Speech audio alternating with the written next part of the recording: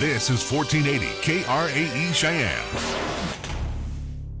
What you are about to hear is a sports talk radio show unlike any other that has ever before been broadcast in the capital city of Cheyenne, Wyoming, USA. This is Cheyenne, Wyoming's Sports Talk Authority. The Wyoming Cowboys, the Denver Broncos, the Colorado Rockies, and the Denver Nuggets. The show is local. It's regional, and yes, the show is national as well. Wyoming Sports Talk Today is on the air.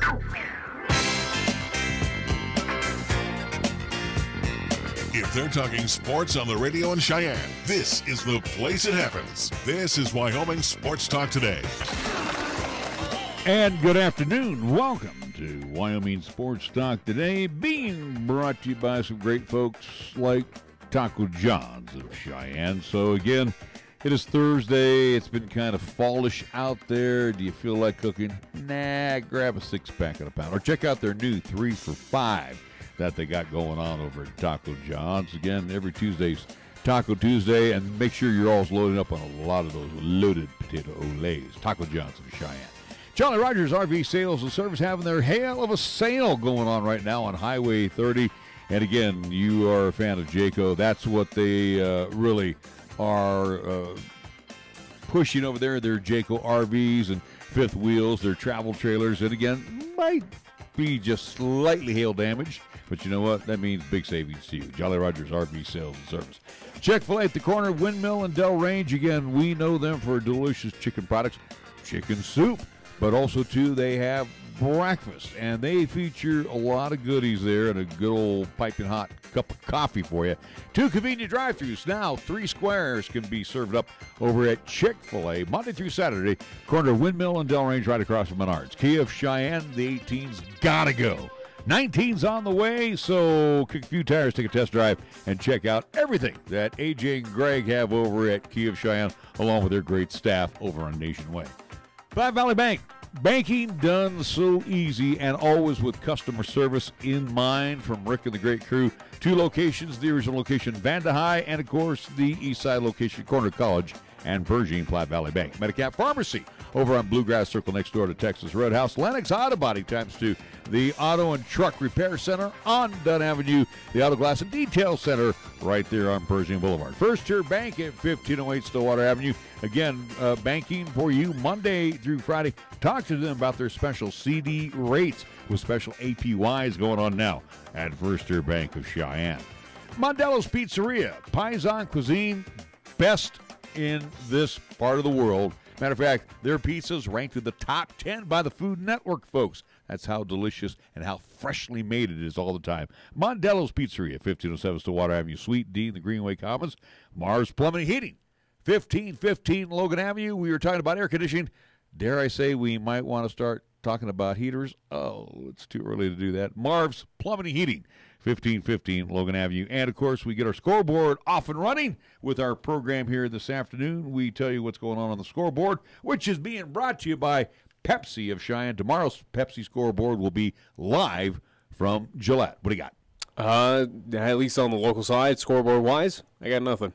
Unfortunately, again, no action from LCCC as of right now, but do at least I'll cover the football scoreboard, at least with NFL underway tonight. It is Thursday night football action. It is NFL starting up with the Atlanta Falcons at the Philadelphia Eagles, the defending Super Bowl champion Philadelphia Eagles in Philadelphia, Pennsylvania. This game will get underway at 6 o'clock tonight, 6:20 kickoff on NBC.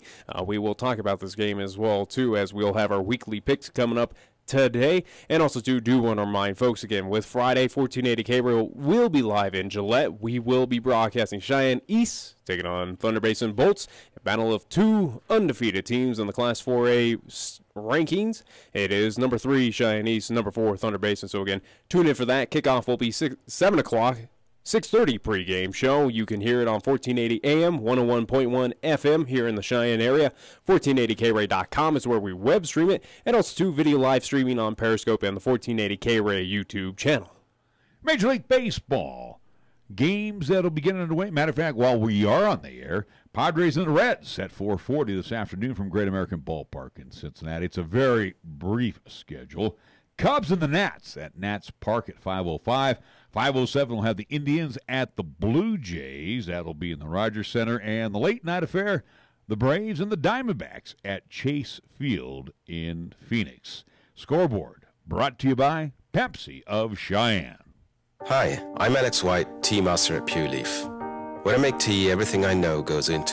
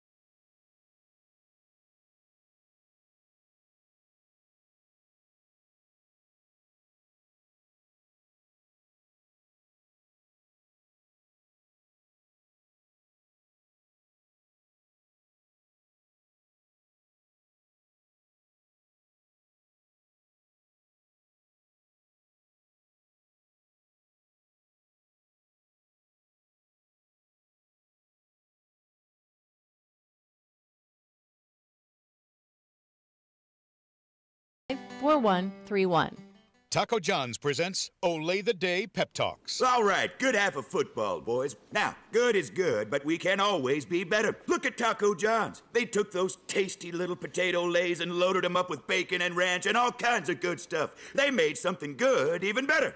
Taco John's new loaded potato olays are loaded with craveable toppings for breakfast, lunch, dinner, and even dessert. So olay the day, boys, and play like you're making loaded potato lays. Olay the Day at Taco John's.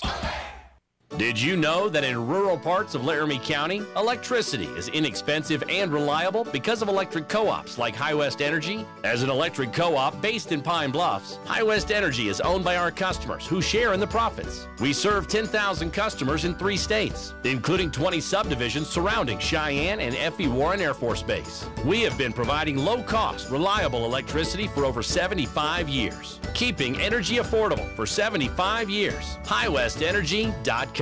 A Touchstone Energy partner. Here's the latest weather forecast on 1480 K-Ray. For today, it'll be mostly cloudy with a possible thunderstorm this afternoon with highs around 71. And for tonight, it'll be partly cloudy with rain showers likely with lows around 48. On Friday, it'll be mostly sunny with highs around 75. And on Friday night, it'll be partly cloudy with lows around 48. Fat, lazy, and stupid is no way to conduct a sports talk radio show. We've thrown down the gauntlet, upped the stakes, and made it clear that when it comes to sports talk radio in Cheyenne, there's a new player in town. This is Wyoming Sports Talk Today, and it's only here on AM 1480 K-Ray.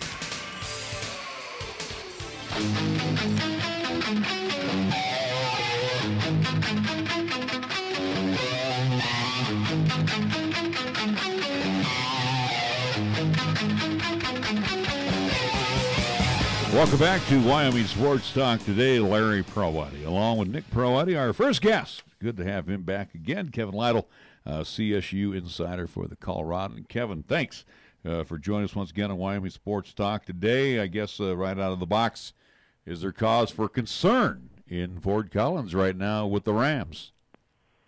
Yeah, I think there is right now. Certainly fans are feeling pretty full of angst right now after 0-2 start, and really the first thing that jumps to everyone's mind as far as the worry meter goes is the defense. Whole new defensive staff. We're hoping for big improvements, and really the Rams have been torched in both games, first against Hawaii and then Colorado last week. The defense has given up more than 600 yards in each of the first 2 games, and that's a huge number, well over 40 points a game right now. So a lot of worry right now, that's for sure. Well, we know the defense has got some problems, but we know the offense can move the football up and down the field. Yeah, it's been a little inconsistent offensively. That's another, the unit, new quarterback after Nick Stevens graduated. KJ Carr-Samuels has had the reins, transfer from Washington, and he's been good in parts, but the offense has kind of been up and down. It starts slow both weeks, really, and one of the things I think that is creating some problems is Mike Bobo, head coach, is typically the play caller, but he's been dealing with some health issues, missed a lot of time right before the start of the season, and he actually hasn't called plays yet this season, missing some time with that health stuff. So that's one of the big question marks on offense. Quarterback coach Ronnie Letson is actually calling the plays right now. So just a ton of different questions around the program right now, that's for sure. Yeah, I'm glad you answered that question because I was going to ask about with Coach Bobo and his absence, how much that threw off game planning, so to speak. But, since we talked about Coach Bobo, what's the latest on his health?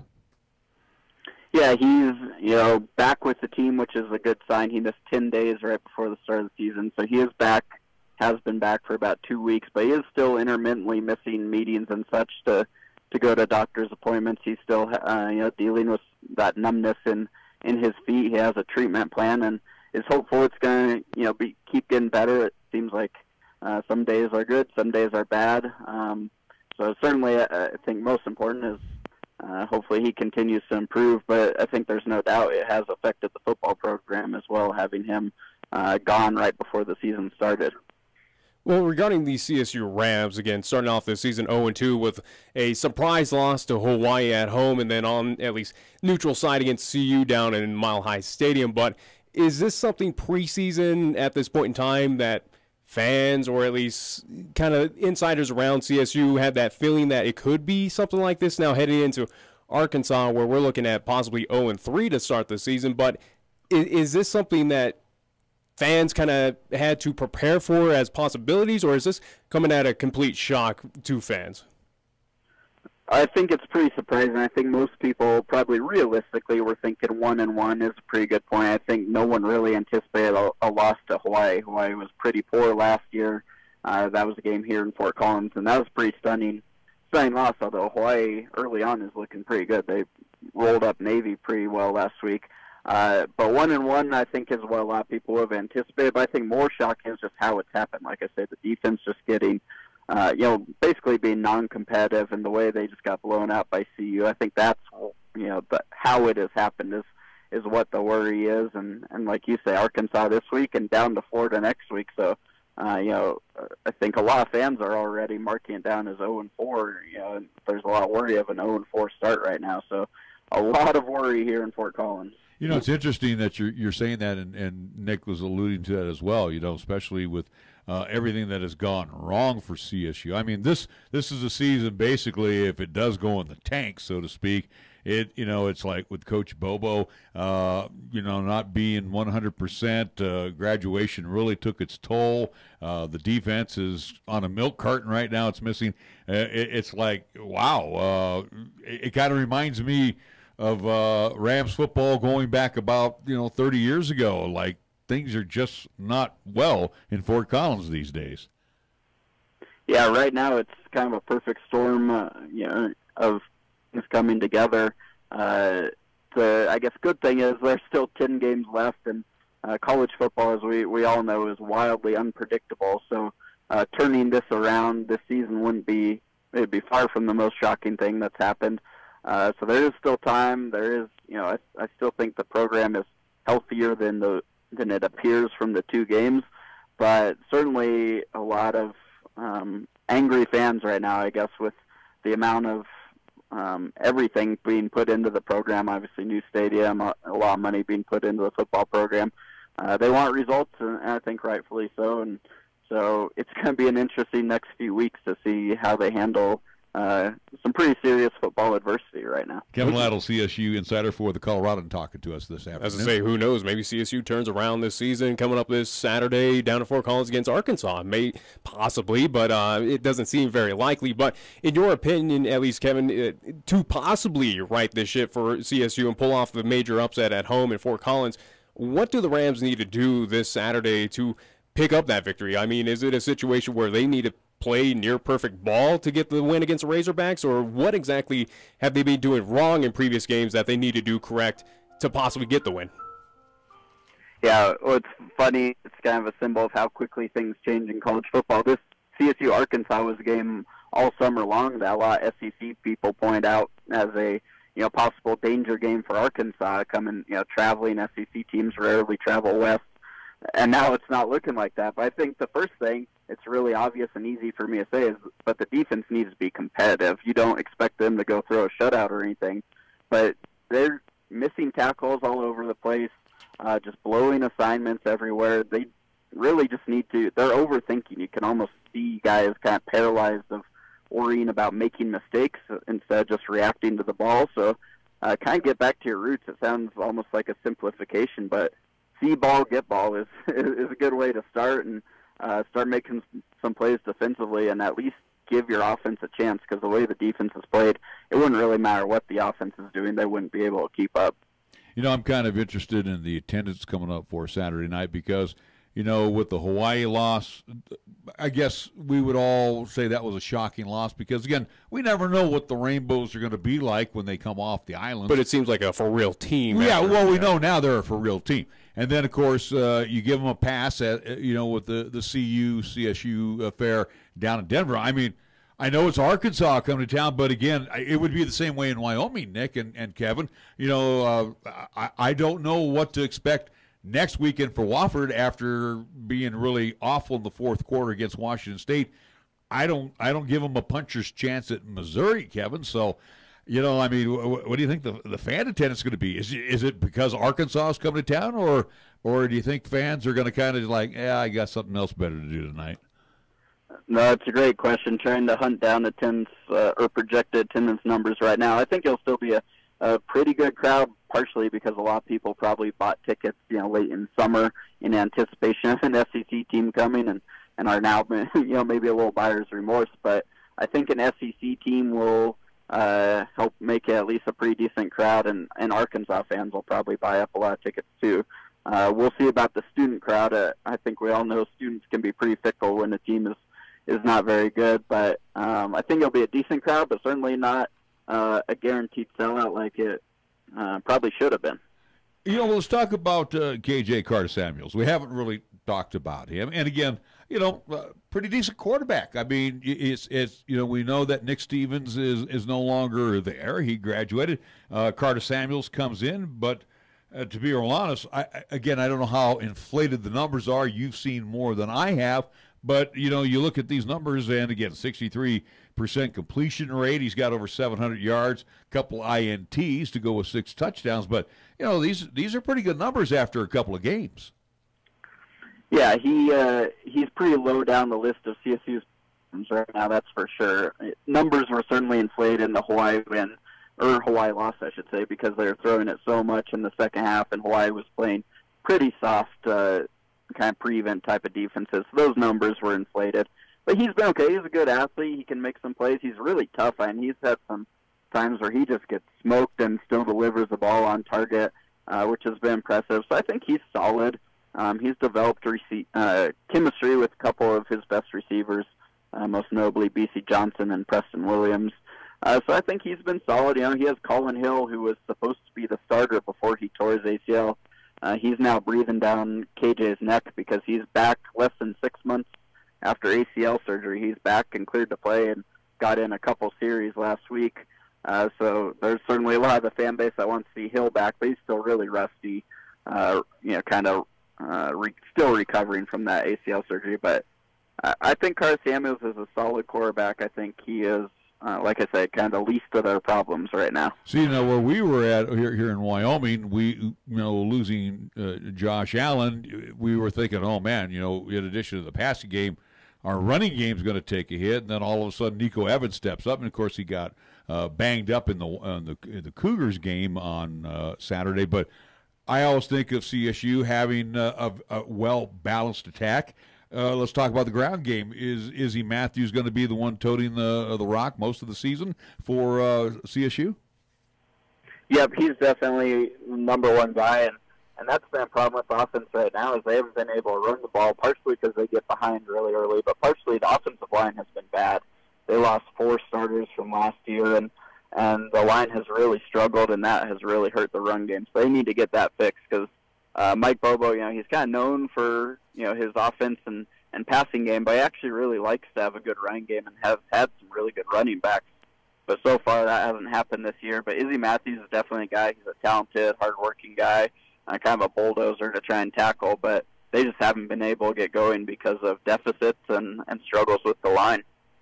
I haven't looked at the latest line. What is the line for the ball game here on Saturday between Arkansas and CSU? What do you got? I think it's quite a few.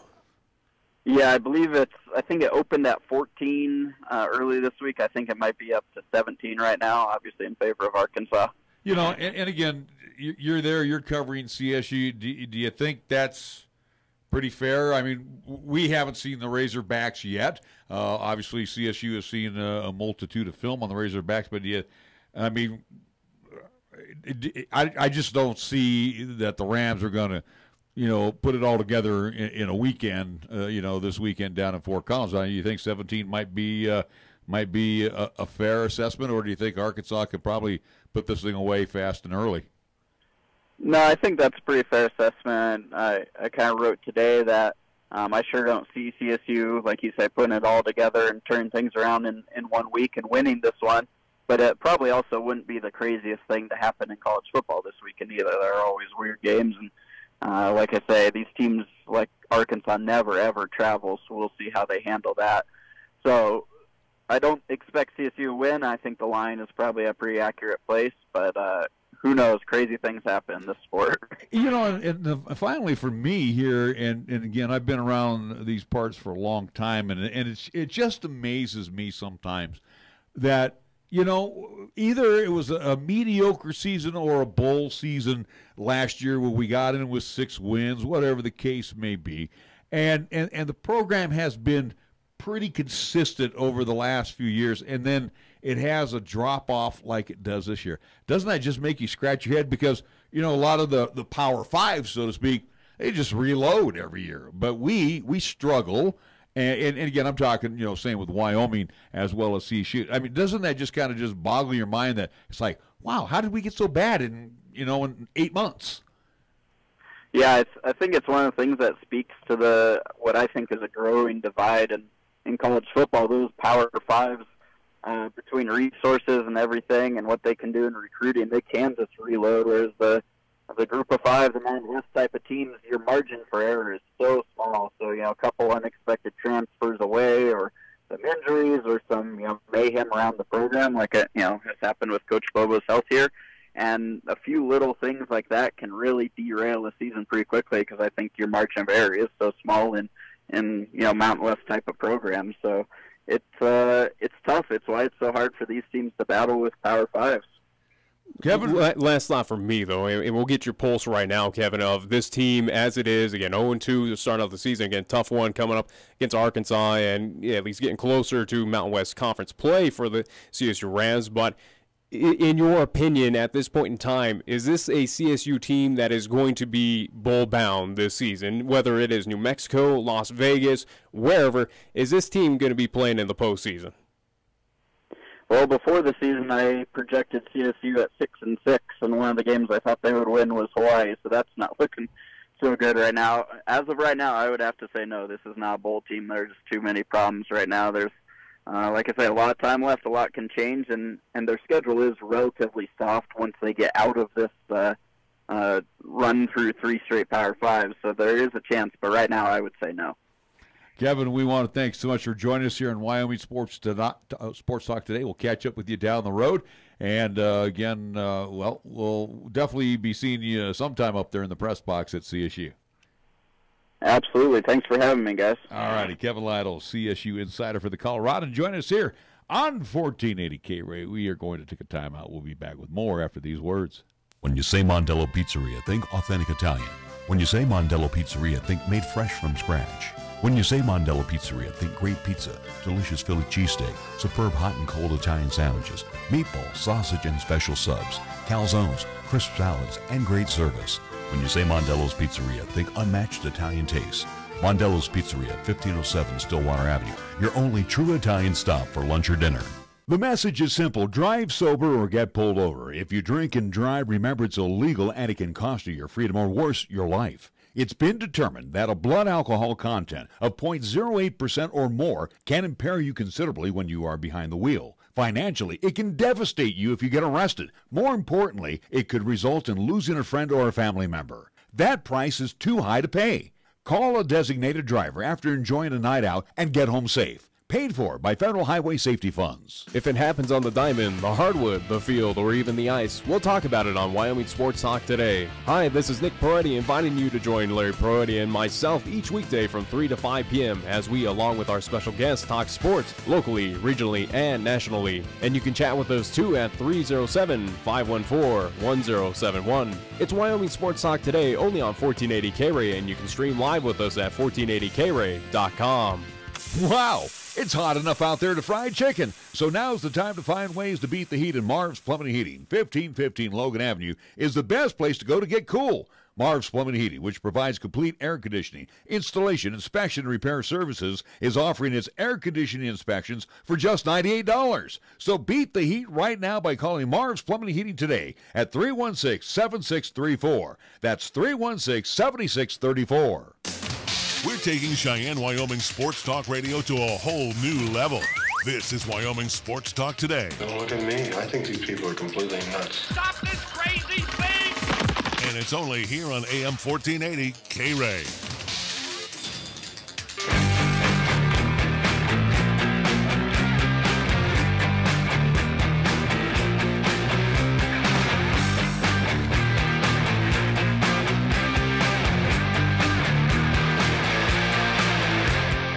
Well, we want to thank Kevin Lytle joining us here on Wyoming Sports Talk today. First of two guests we have next hour. Hopefully we'll get a chance to chat with Sal Capaccio, the Buffalo Bills beat and sideline reporter. He's scheduled to join us in the second half of the hour. Curious to know how much he's going to talk about. Again, this Bills team is projected to be one of the worst in the NFL, and again, you're getting led right now by just as youthful quarterback with Nathan Peterman out there in Buffalo. Again, he's seen 4 games in his entire career. Granted, he was drafted last season by Buffalo. It's an interesting situation. Again, we'll see if they where we talked with Sal at the beginning of preseason and everything of how they were treating Josh Allen, how they were going to go approach him this season. It sounds like they're doing the same thing, but we want to just pick his brain on what is the Josh Allen. And it's also interesting, too, how you talk about preseason doesn't mean bupkis. Well, in Buffalo it did because they found out they're not that good. They found out they kind of knew that going into this season. They found out they got a lot they of were going to problems. do anything. They got more problems than they anticipated. And the thing well, for then Josh Allen, you get rid of your projected at least starter of A.J. McCarron. You trade him away. Granted, he was injured for a few weeks even into the regular season, but. Again, Buffalo, this is a team that is pretty much dead on arrival. It's not expected to make the playoffs. Good luck with that. Thanks for having your computer. This thing, it just drives me nuts here. I have it turned off, and I don't know why it's automatically kicking on. So anyway, you're an idiot. Anyways, you know what? I told I'm telling you, dude, you mess up one time today, I'm going to be on you like a rash. Yeah. If I do. Again, I know how to turn off. You do everything. I did. I turned mine off. Yeah, sure. Anyways, so we want to get right now as a recurring segment, at least from last season. We'll do it now. It's brand new, especially with the start of NFL coming up underway tonight with Thursday Night Football, Atlanta Falcons at the Philadelphia Eagles. Again, it's our weekly sports pick time as we go against the line on 5 games. We used to do 7 games last year. I figure let's make it more simple, more easy. Again, I was your winner last year, finishing well above 500. He was a loser, finishing well below 500. So I was below 500. You're 20 games below 500. That was a few. No, that was 20. Anyways, again, we will do 5 games. That will be every week here on Wyoming Sports Talk Today. Again, you can go to 1480kray.com, find the Wyoming Sports Talk Today page where it does have our interview archives, and also to our weekly sports pick page where you can find that in our current standings for this season. Again, working on a little something for the winner, which, again, I'm assuming it's going to be me. But anyways, though, we'll get into it, and we'll go game by game. It's a mixture of NFL and college rankings. With the college games, I will give you a little insider information on those games to maybe sway you in one way or the other. So we'll start with tonight's game, Atlanta Falcons against the Philadelphia Eagles at Lincoln Financial Field in Philadelphia, Pennsylvania. Again, 6:20 kickoff. NBC is where you can see this one. The Eagles, the Super Bowl defending champions, are a 1-point favorite against the Atlanta Falcons. in this contest, sorry, I got to go at home. I got to go with the defending champs, even though they are not starting with a Carson Wentz who led that team to the fantastic year. But, again, a Nick Foles, I still don't believe in Nick Foles, but I got to go with the Eagles. I'll take that 1 point. I think the Eagles get it done. They're a 1 point favorite. What does that tell you? You should get a 3 point advantage if you are the home team. I think the Eagles are a better team than the good. I'm glad you think that. I don't think Nick Foles is a great quarterback, and I don't think he's going to put a few points on the board.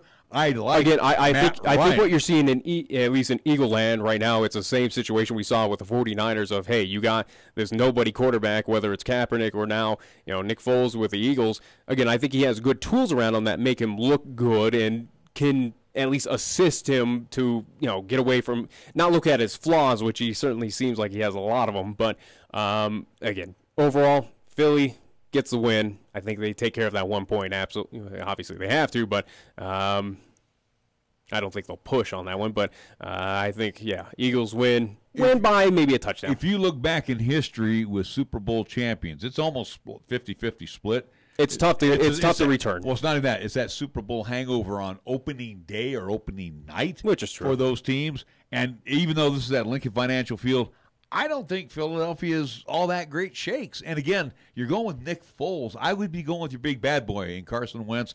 I go with Atlanta. I'll take the 1 point. All right, so you're going Atlanta. I'll go with Philadelphia. Now we're moving over to Saturday's contest. This will be game number 2 for us on our weekly picks. It's going to be what? I'm sorry. What would you say it was going to be? Game number 2. Oh, no, you said I did not say that at all. Again, you might want to clean out your ears. Anyways, it will be number 3 ranked Georgia Bulldogs. They are 1-0 on the season. At number 24, South Carolina. They are 1-0 on the season. It will be at Williams-Brice Stadium in Columbia, South Carolina. 1:30 kickoff time over on CBS. Georgia, the Bulldogs, 10-point favorite in this contest coming up this Saturday. Now, if South Carolina wins, these are little college game facts for you, that will snap the Gamecocks' 3-game losing streak against Georgia. The Gamecocks last defeated the Bulldogs in 2014 by a 38-35 count in Columbia, South Carolina. Now, if South Carolina wins, that will give the Gamecocks a win over their top 5 squad for the first time since defeating number 5 Missouri 27-24 in 2 overtimes on October 26, 2013 in Columbia, Missouri. And if South Carolina wins this contest, it will improve the Gamecocks' all-time record in SEC openers to 13-14. Overall, the Gamecocks have won 12 of their first 26 SEC season opening contests, including a 3-6 mark at Williams-Brice Stadium. Sorry, Georgia, number 3.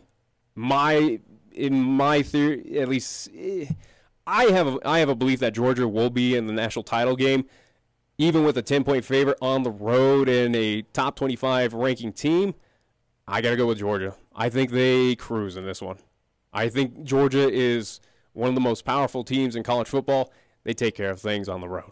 Well, they weren't tested, obviously, in their first game against Austin Peay as they won 45-0. So this is a team that's going to be pretty healthy coming into the contest. Also, too, you look at a situation with Georgia where they were ranked nationally in the top 5. This is a team that was in it's a team that's been in the top 5 for quite some time. They were a Final Four team. Oh, yeah.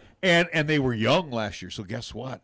They're a little bit better this year. So again, that's why I believe that they will. I don't think it's a national championship winning team so far compared to the rest of the ranks, but I think it's a team that will be in the final 2 coming up this season. I think they're going to beat up on the Gamecocks. I don't think they're going to punish them.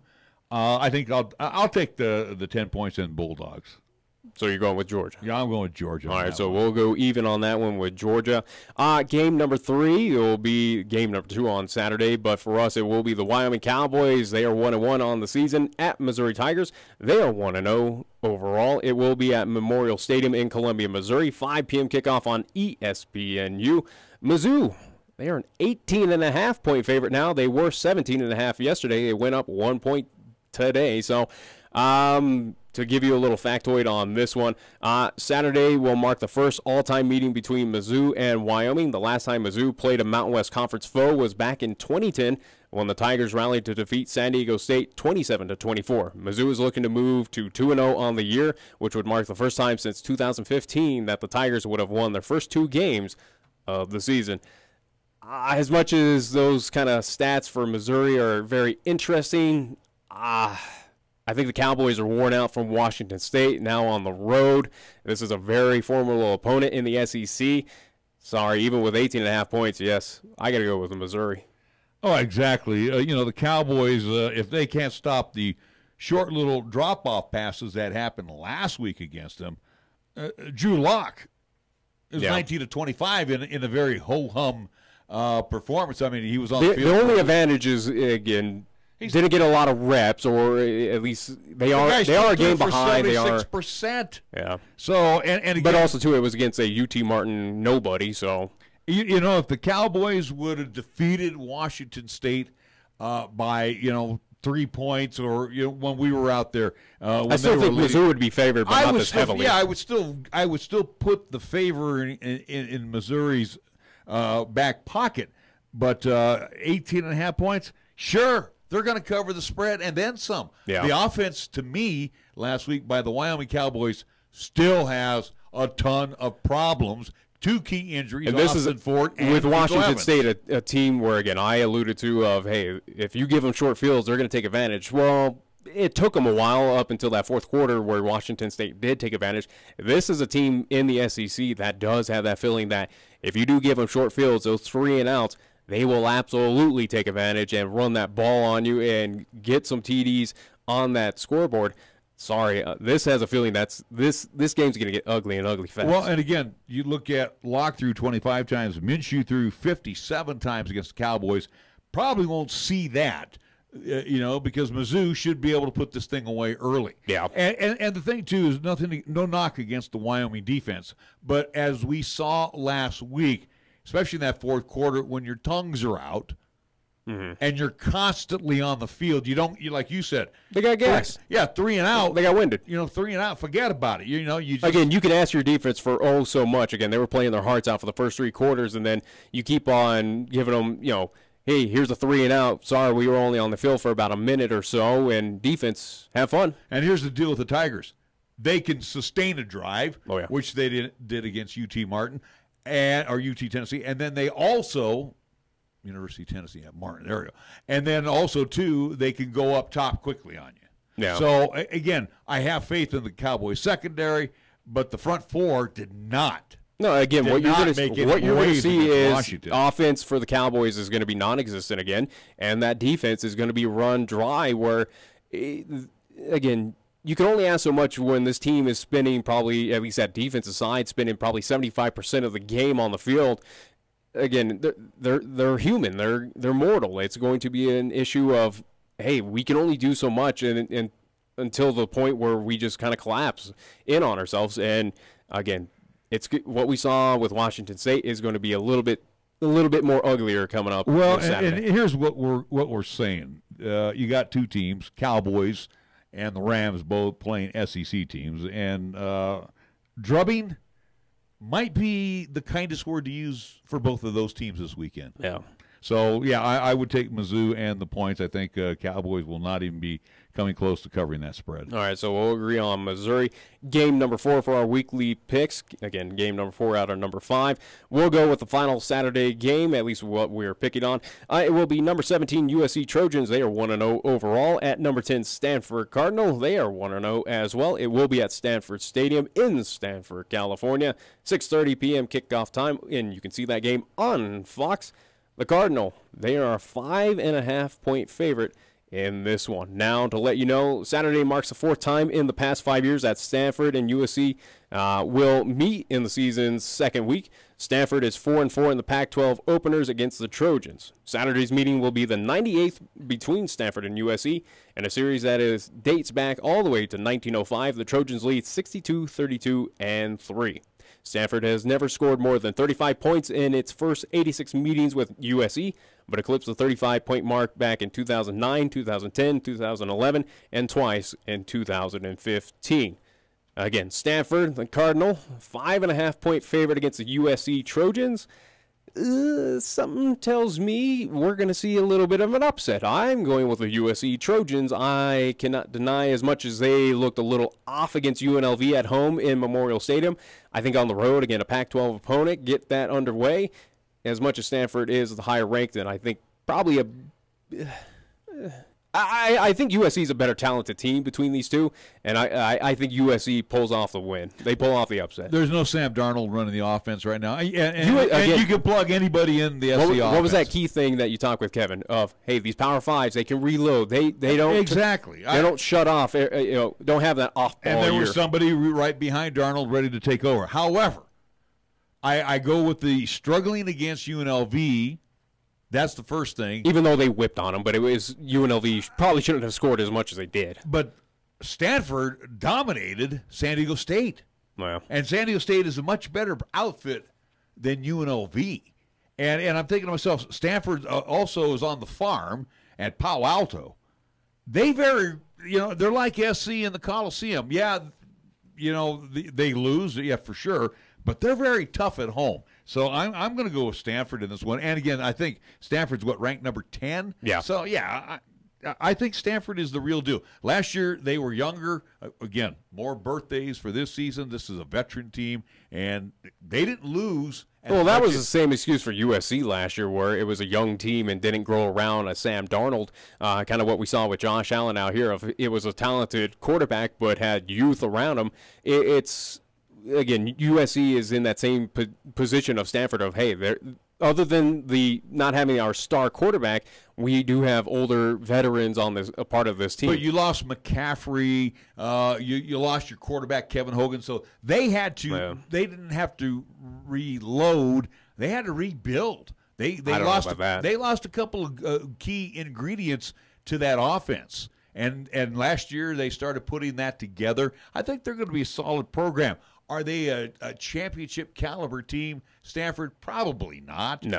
But I think they are better than SC, and I think they're going to cover the spread. All right, so we'll split on that one. You'll go with Stanford. I'll go with the SoCal Trojans. And then our final game of our Week 1 weekly picks, it will be on Sunday. The Seattle Seahawks will be taking on the Denver Broncos. This game at Bronco Stadium at Mile High in Denver, Colorado.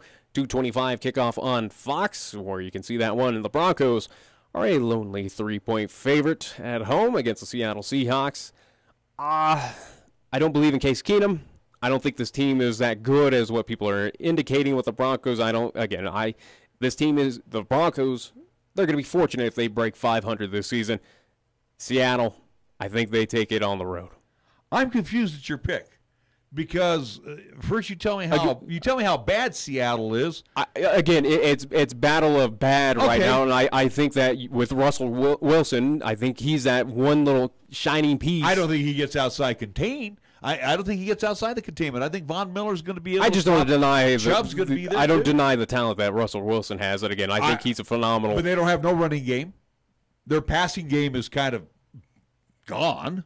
All right. So defensively, you told me they're not as strong as they are up front. So that ought to help the Broncos' offensive line, which is fair. Okay, but you can say the same things of what you're saying about the Seattle Seahawks of what you can with the Denver Broncos. This is going to be a low-scoring game. It's going to be a boring, low-scoring game, and the Broncos will cover the spread. Nah. Oh, yeah. Absolutely. I think the Seahawks get this victory on the road.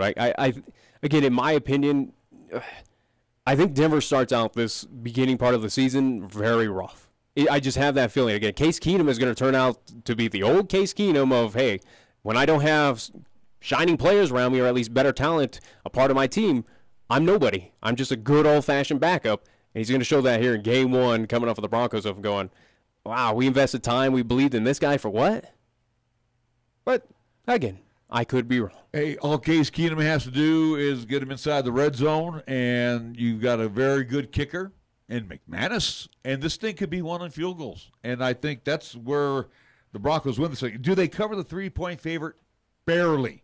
This could be a 14-10 game. It could be so boring that you're going to definitely hope you have NFL Red Zone because you don't want to watch this thing. No, this is definitely not prime time material. Yeah, this is not must-watch TV. All right, we are going to so those were our Week 5, or at least Week 1 picks. 5 games to pick from. Again, we will post that on 1480kray.com. Again, /YOTalk, where you can find our interview archives. Also, to our weekly picks along with standings. Again, all that fun stuff for the show over there on 1480kray.com /YOTalk, WYOTalk. Simple as that. All right, back after this timeout with more of Wyoming Sports Talk today here on 1480 KRA. Check out the huge savings this week at Town & Country Supermarket Liquors. Here are just a few of the terrific weekly specials. This week's Super Radio buys heard only right here for Town & Country Supermarket Liquors include Busch or Busch Light. 30-pack, 12-ounce cans or bottles, $18.59. Seagram 7 Crown Whiskey, 1.75-liter bottle, $16.99. And Jose Cuervo Golden Margarita or Golden Strawberry Margarita, 1.75-liter bottle, $15.49. Town & Country Supermarket Liquors on the South Greeley Highway, Cheyenne's low-price leader. Hello, Wyoming. Mark Gordon here. I want to thank so many of you for your support so far and tell others that I'm looking forward to meeting you and earning your confidence too.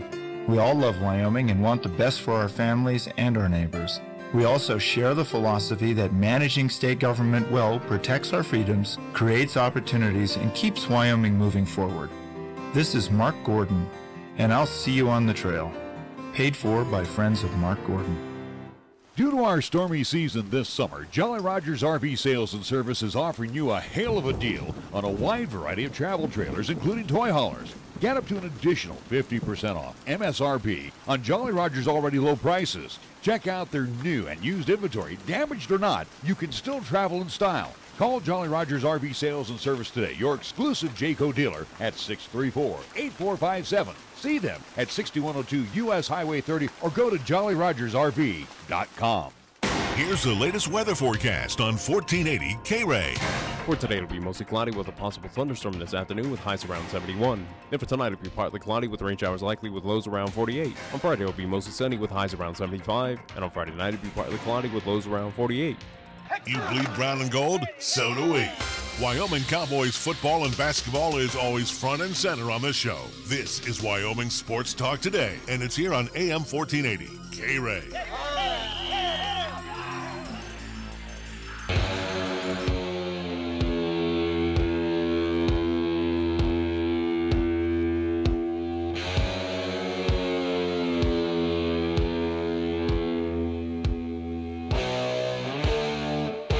Welcome back to Wyoming Sports Talk today as we are moving through hour number one.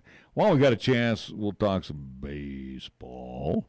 As baseball's pretty much dead for me, especially with the Giants just being pathetic. Yeah, especially last night. They really sucked. Yeah, Trevor Story gets 2 monstrous home runs. Yeah, I like the one where he fell down, though. That was kind of cool. Not really. Hit that thing so hard and knocked him right out of his shoes. Not against my team, no. I can't allow it. But it was funny. The one thing that popped in my mind of seeing those 2 monstrous home runs of, I don't know why. And again, it's probably, I'm not going to bring up the steroid thing, but it was the main thing that popped in my mind when I saw those 2 home runs. It was maybe his bat's corked a bit. How'd he do? Oh, get out! A little tiny guy like that. Get out of here, you.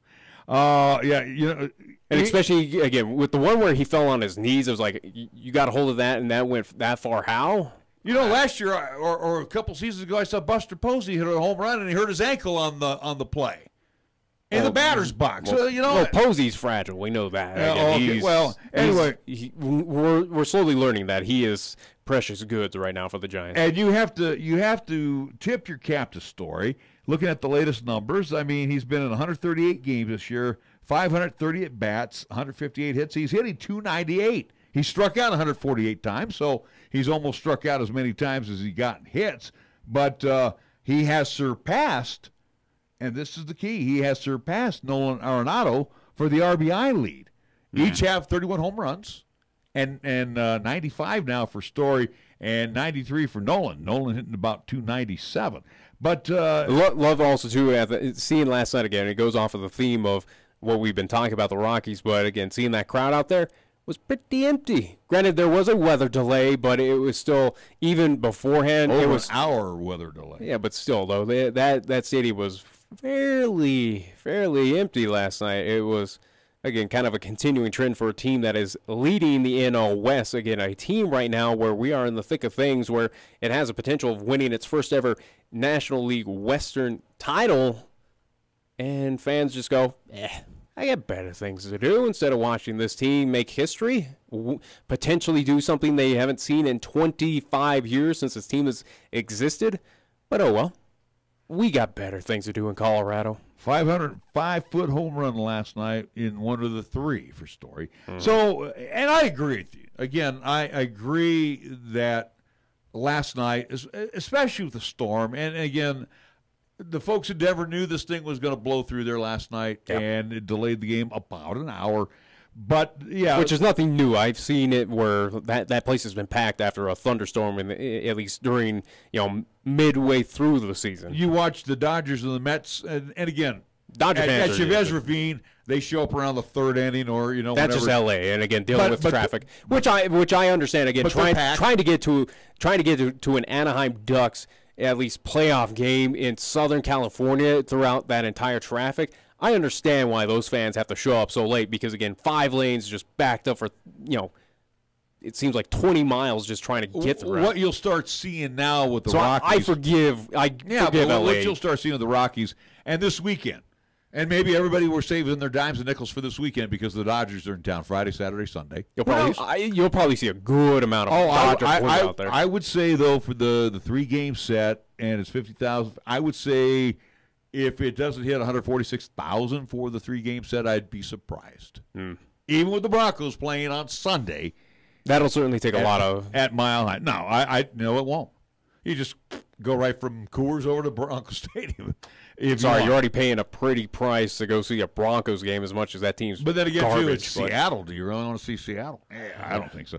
But I'm just saying it is their week one. It's being rebranded as a brand new team that can do something special under a brand new, potentially great quarterback. But right, all of us that believe that one raise our hands. I mean, the Rockies. There are a few Broncos fans. The Rockies are in a pennant race, and they're leading the West. And again, we say this again and again and again. Whoever wins the West will be the only representative of the National League's Western Division in the playoffs. There is no way in hell that the Cubs, the Brewers, or the Cardinals, and the Cardinals probably have, a 2-game lead maybe over the Dodgers right now? But it's a team that's not looking to slow down. Yeah, they're playing good ball. Look what they did at Washington. They did not give up against the Nats being on the road. And again, I do believe the Cardinals still have the likes of the Rockies. So they're going to go full bore. Oh, yeah. But again, the win last night by the Rocks was a big win. I'm still kind of shocked, again, with this team because the offense, for the most part over the last, couple weeks, been anemic. Sporadic. It's kind of up and down, a little roller coaster. I mean, they got a little healthy against the Giants, but the Giants' front line pitching kind of shut them down a little bit. Yeah. But it's amazing. Their run differential right now, they're still a -8. Oh, yeah. With this 5-game win streak. Which seems, again, for how much we kind of tout about this offense, again, with all these pieces around there, that you have that difficulty. And I think that's also, too, plays in part with, hey, here's your bullpen that allows a few, and, again, numbers can get inflated at Coors Field, but it does seem that it seems a little odd that it is a team that is in negatives. And again, how much you read into that, not a whole lot. Obviously, they are leading the West as much as the West is. They're a game and a half ahead. And again, I'm just saying as a division in the National League, it's competitive, but not one of the premier. Well, I would say it goes back to the beginning of the year. These 5 teams, including the Padres, which fell off real fast and early, these 5 teams have been beating their brains out all season long. Yeah. Again, where you see the Padres get a few series for the Rockies. But the Rockies have 11-5 lead over the Giants, but the Giants have 11-8 win over the Diamondbacks in their 19 games. They lead the Dodgers. Padres are right up there with the Rockies. Yeah. So, I mean, they have been beating up on each other all through the course of the year. So, again, right now, the 3 teams that have evolved into this, final 3 weeks is going to be, or almost 4 weeks, it will be the Rocks, the Dodgers, and the Diamondbacks. So I think, the Giants, as much as they wanted to come back, the Giants, they're not mathematically out, but they are. They may have a say-so.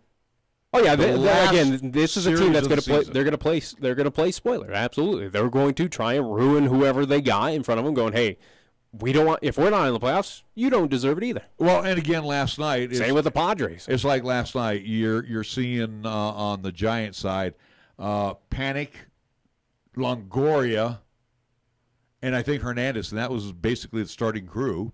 You saw everybody. Well, yeah, you might as well give those younger talent that opportunity. I get when they play the Dodgers that last weekend of the season. They're going to see Mad Bum. No, I'm just saying. Here's what the Dodgers are going to see: Mad Bum. Maybe. They're going to see Longoria. They're going to see Crawford, Panic, and Belt in the infield.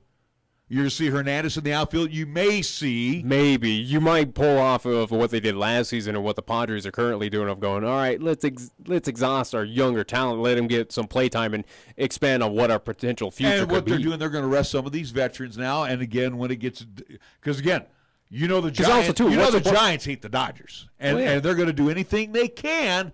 If the Giants can't be in the playoffs, the Dodgers can't be there. Yeah, but that young talent also, too, knows that as well, and they're going to try and do everything. Again, this is a young talent that's also, too, what we saw in NFL preseason, as much as this is kind of their preseason of going, hey, I might be number 2 or number 3 on your depth chart here with, on third base or something. Hey, let me show you what I can do. Again, if you're giving me this opportunity away from Sacramento, hey, let me show you what I can do. I'm going to bet you, though, right now, and I'll say it here on September 7th, that final weekend, Dodgers will see Rodriguez. Today's September 6th. 6th, all right. Tomorrow's the 7th, because that'll be football game for us. There you go. But you will see Mad Bum, and you will see Derek Rodriguez throw that last weekend for the Giants. I would say, and that tells me the Giants won at least 2 out of 3 against the Dodgers. I guarantee they want to dump them. I guarantee you'll see Rodriguez, Bumgarner, as much as he's been injury prone. Are they going to shut him down? He should be. Do you run the risk of he should be in mid-season form right now. But they're not playing for anything. It's also too of how again how far do you push the limits where we got to look towards next season. We're obviously not playing for anything now. Do we want to risk injury with we already lost Posey? I think he's going to want to go back out there. He's going to tell Bochy. No, I don't. He's going to tell Bochy, I sucked against the Rockies. I need to get out there and prove myself. I don't doubt that, but also too again, is that a front office and is Bochy and that coaching staff going to allow it, or are they going to go? Hey, he's our ace. He's already dealt with injuries. Why risk it? We're paying him a pile of money. Yeah, we want to see what he can do. But you already know what he can do. Let's go back. Let's go back into the standings, though. Interesting note about the Dodgers, and again, we always know the Dodgers for pitching. Their run differential this year, they're at a plus 129, and they're only 12 games above the Mendoza line. I think their pitching is because of that as well. Again, with some of their stellar aces and also to that bullpen that can be hot. Again, when you do have a Jansen out there who is one of the best closers, yeah. And he won't be in Colorado this weekend, so that tells me. But also, too, again, with L.A., this is a team that's all around, again, through pitching, through batting, through fielding. It's an overall good team. It's not great. It's not Houston Astros, Boston Red Sox kind of good. But, again, we've seen this for, it seems like this entire decade that this L.A. team, whoever's a part of it, they're near the top. I'll give you that. I won't. They're always a formidable threat. But here's the thing too with the Dodgers. They're going to throw Kershaw tomorrow night against John Gray. Gray is up and down. We'll give you that. Mm-hmm. Kershaw struggles against the Rocks, whether it's in Los Angeles or at Coors. And the key to Kershaw, you got to get to him early. Yeah. The Rockies seem to have that tendency to get to him in the first couple of innings, and then basically they'll win the game. If they don't get to him within the first 3 innings tomorrow night, stick a fork in them, they're done. But now, without Jansen, that kind of concerns me if I'm a Dodger fan. No, it's not a major concern. I think it is. You got your ninth inning guy. I would have more confidence with Kenley Jansen on the mound than I do with Wade Davis. I'm just saying at this point, I don't think the Dodgers, at least fans, are too concerned with at least. You can't have Kershaw go 9. It's not going to happen. Roberts won't let him go 9. Who says he can't, though? I know he says he won't. And he probably would tell Roberts, I can do it. But the thing is, Dave Roberts won't do it because he's got to manage like Bochy. He's got to manage like Bud Black. Who says that he has to? Again, you would think Dave Roberts realizes, hey, if he's on fire and we don't want to exhaust our bullpen, we are in the middle of this this race to get this opportunity. Absolutely, we'll take this as if it is a do or die situation. All right, if he's rolling, I'll take that gamble because we might have to in the postseason if we make it. He might have to go that distance, like few have done. All right. Anyway, with the moving along, too, with the We're Rockies. at the top of the hour. I know we're at the top of the hour. I just want to wrap it up here real quick. So the Rockies and the Dodgers, that is a huge series. Also, the other huge series that is going on as well, which will have a lot of say-so in this division, at least for this weekend, is the Braves going up against the Diamondbacks at Chase. 4 games. Yeah. And the Braves right now, Braves want to keep the lead over the Phillies. they're leading only by 3. Yeah. So, the Braves. And again, we knew this was going to be a key one, but who's going to give it their all? We didn't know the Braves were going to win that division or the Phillies were going to be there in September. What are you talking about? We figured it was we previewed this about 2 weeks ago. we figured at the beginning of the year, we figured it was going to be the Nationals running away with it. Beginning of the year, I could care less about the Diamondbacks were playing Atlanta at the beginning, but I'm just saying of recent times, yeah, we knew coming up this was a big one. And the Phillies. This might determine if Arizona might be out of it. And the Phillies are going to be at the Mets. And who knows what team the Mets The Mets are probably the Dodgers. Well, they delivered against both the Giants and the Dodgers. Now they're going to have the Phillies at home. So who knows what? And again, that's a big show. rivalry as well, where that is not on the level of Dodgers Giants, but it is those two fan bases hate each other, and it is a similar situation of, hey, with the Mets, we got nothing to play for, but we'll gladly keep you out of things, Philadelphia. We'll gladly prevent you from making back to the playoffs. All right, we do got to step into hour number 2 right now, so we're going to take a timeout. We'll be right back with more on 1480 K-Ray. This is 1480 KRAE Cheyenne. Also being heard on translator K266CC Cheyenne at 101.1 FM. What you are about to hear is a sports talk radio show unlike any other that has ever before been broadcast in the capital city of Cheyenne, Wyoming, USA. This is Cheyenne, Wyoming's Sports Talk Authority. The Wyoming Cowboys, the Denver Broncos, the Colorado Rockies, and the Denver Nuggets. The show is local, it's regional, and yes, the show is national as well. Wyoming Sports Talk Today is on the air.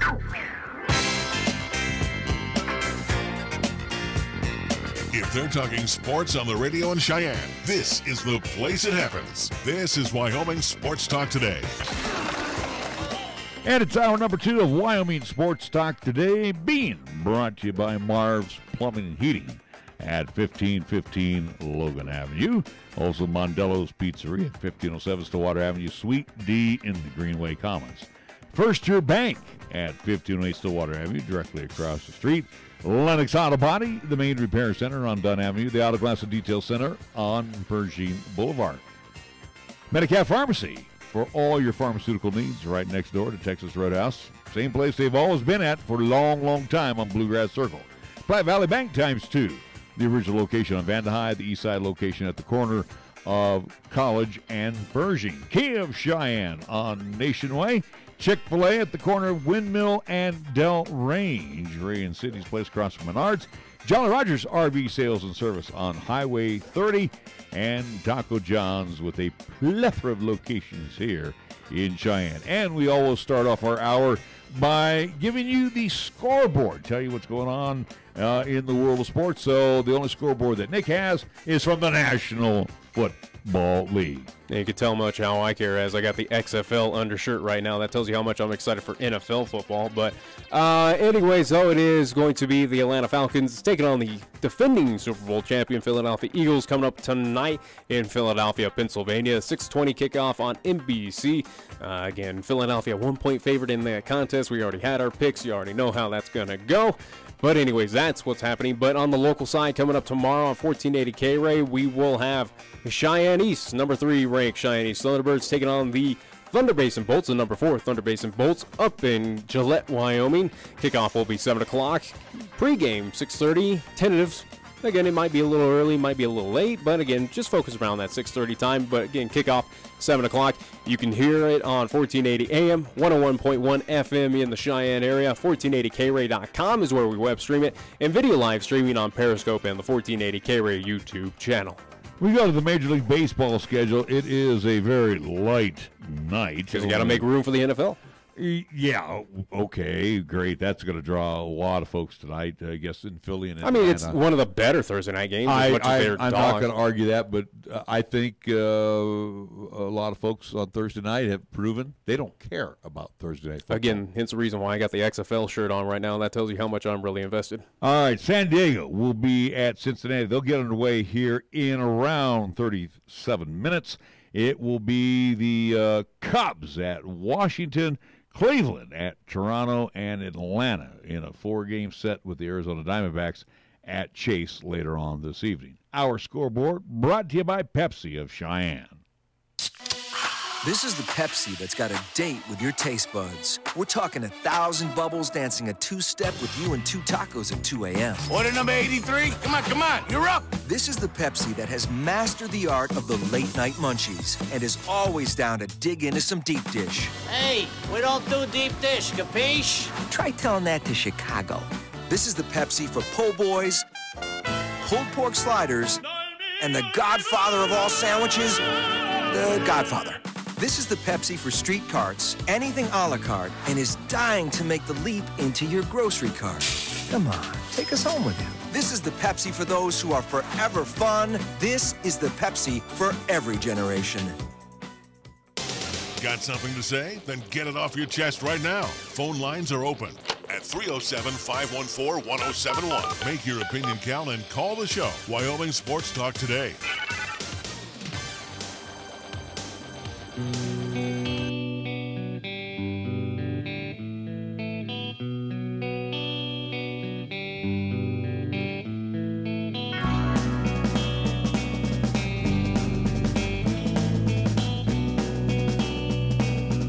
We are back on Wyoming Sports Talk today. Again, as we mentioned, tonight is opening night for the National Football League. Viewership over the last couple, 3 years has been down. Well, now, this is the NFL Network presentation night, right? If I'm not mistaken. NBC, I just said it. I'm sorry, my bad. But also, too, you can catch it on the NFL Network as well. I mean, it's why not just watch it on prime time on NBC? Well, and again, it don't matter. Oh, that means Chris Collinsworth. Oh, jeez. Whatever. But am I going out of the way to watch this match? No, I'm not either.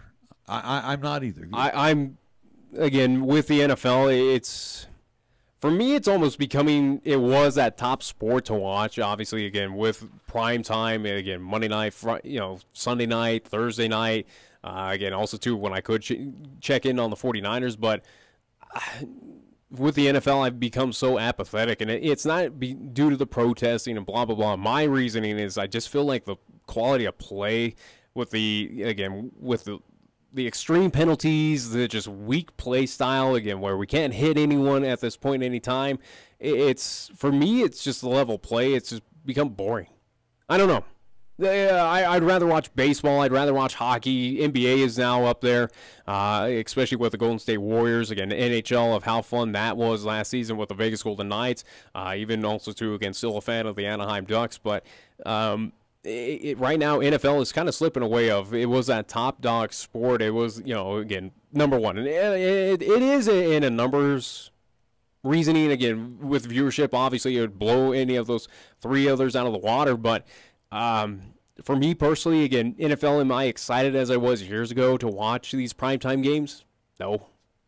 Yeah. Not really. Again, it's just the level, and again, it's not all the extra stuff. It's just more of the level of play. It's just these idiotic penalties. At least you finally got back where you go, hey, at least NFL players you can now celebrate. We don't have to penalize that and just take away all sorts of fun. But still, the NFL is not. I'll still watch the 49ers, but am I going to go out of the way to watch other contests, other primetime games? Again, like this one tonight? Not really, because I just have no interest. My interest is dwindling. I think I am legitimately, that's why I went out and got the XFL shirt. I'm legitimately interested to see what the XFL does. Again, we're 2 years away from that at least potentially existing. I'm more hopeful of, hopefully that will be something worth watching football-wise. Being of the older adults, I think we are sick and tired. And again, I'm going to leave the politics out of it for now. Yeah, I doubt it. No. I think we're sick and tired of the Ray Rice situations. Well, that's all inexcusable. That's what I'm with. The deflate gates. Yeah. Then they did their big public service campaign about abusing, spouses and everything. Again, a lot of that. A lot of that to me was all phony. But the NFL the problem with the NFL, Nick, is that for the most part, there's a lot of do-gooders in there, but you got a bunch of clowns in the NFL that hide behind the National Football League where they're not into the hooskow, where they belong. Yeah, we can beat wives, and you get to serve a 2-game suspension. We can kill a teammate in a DUI crash, but he can still be on the sidelines, and we'll figure out something eventually. And some of the antics on the field are getting even more dumber. And again, I'm not talking like the celebrations. I think back. The celebrations, again, I have no issue. I think that's Ezekiel cool. Elliott jumping into the pot. I have no issue with that. I think some of that stuff it's childish, in my opinion. I don't mind. Do what you do. Who cares? I don't mind the NFL celebrations and all that. I don't have a problem with that. But some of it's just childish. And then you look at the Odell Beckham stuff. That was just a joke a couple seasons ago. You just sound kind of curmudgeon now. No, I'm not being a curmudgeon. And then the politics that were allowed to come in. I eventually would get into that. But the politics that were allowed to sneak in to the NFL, and I blame the front offices of the NFL. I'm not going to throw the Colin Kaepernicks under the bus right now because that should have never happened. That should have never been on TV. That should have never been blown up as it is now. Well, obviously it's going to get blown up because again, it was something different that was happening. And then you have the ESPNs of the world saying, "Well, we're going to cut to commercial, so we don't have to show the national anthem." I don't even remember watching even any if it's Fox, ESPN, CBS. I don't even remember any of them even playing. Because ESPN. No, I'm just saying with any NFL broadcast, I don't even remember at all that they ever play the national anthem. Are you serious? I really don't. Because again, am I focused on that? No, I'm focused on a game. Clearly, what am I tuning in for? Again, I don't really pay attention. Okay, let me ask you this question. When we went down to the Sky Sox game. Okay, that's in person. You are taking my words completely out of it. Again, in person is different than at home. Where you watch the Super Bowl. Do you, when it asks on there, again, if they play the national anthem, are you standing? No, I'm not standing. Then okay, then. But I watch it, and I sing along with it, absolutely. Oh, please, you don't sing along even at there. I sing under my breath, though. I don't sing out loud because I have a terrible voice. But the thing is, though, ESPN comes out and says they're not going to. I'm just saying. Wait a minute. You're taking in person to a television broadcast and going. Again, they ask you to please rise and all this stuff. No, you're said probably sleeping or just in your chair, just sitting down. And again, I'm not there at the ball game. If I'm at the ball game, I'm standing up. Okay, that's different. That's a different thing. But again, I'm going back to what at ESPN home, do I care? No. said. ESPN, who has been nothing short of political in their stupidity over the last few years, why they have less and less viewers, and then they come on and say, well, ESPN has shot themselves in the foot with just terrible programming, again, of releasing talent on that, at least on that network. ESPN, minus the political, is just, again, we have a 24-hour broadcast dedicated to fantasy football? I get it's popular, but who cares? Why? Is that really worth watching? We have an hour segment dedicated to a mock draft. Why? Who cares? I think ESPN has just shot themselves in the foot. Not again, the political stuff absolutely is somewhat caused, but I think also too with ESPN, kind of the same situation with the NFL. It's not putting on a good product. I'd rather tune into an FS1 or again find my sports information or highlights somewhere else. I'd rather go to the actual team's website where they can show highlights. Right. It's way better than hunting down and dealing with all this. Well, and like I said, I have not, except for the Super Bowl, I have not watched a full game since I got that NFL Network package where it's like I'd rather watch Red Zone. It's a lot more entertaining, and again, I don't have to see the goofiness that goes on, prior to the game, during the game.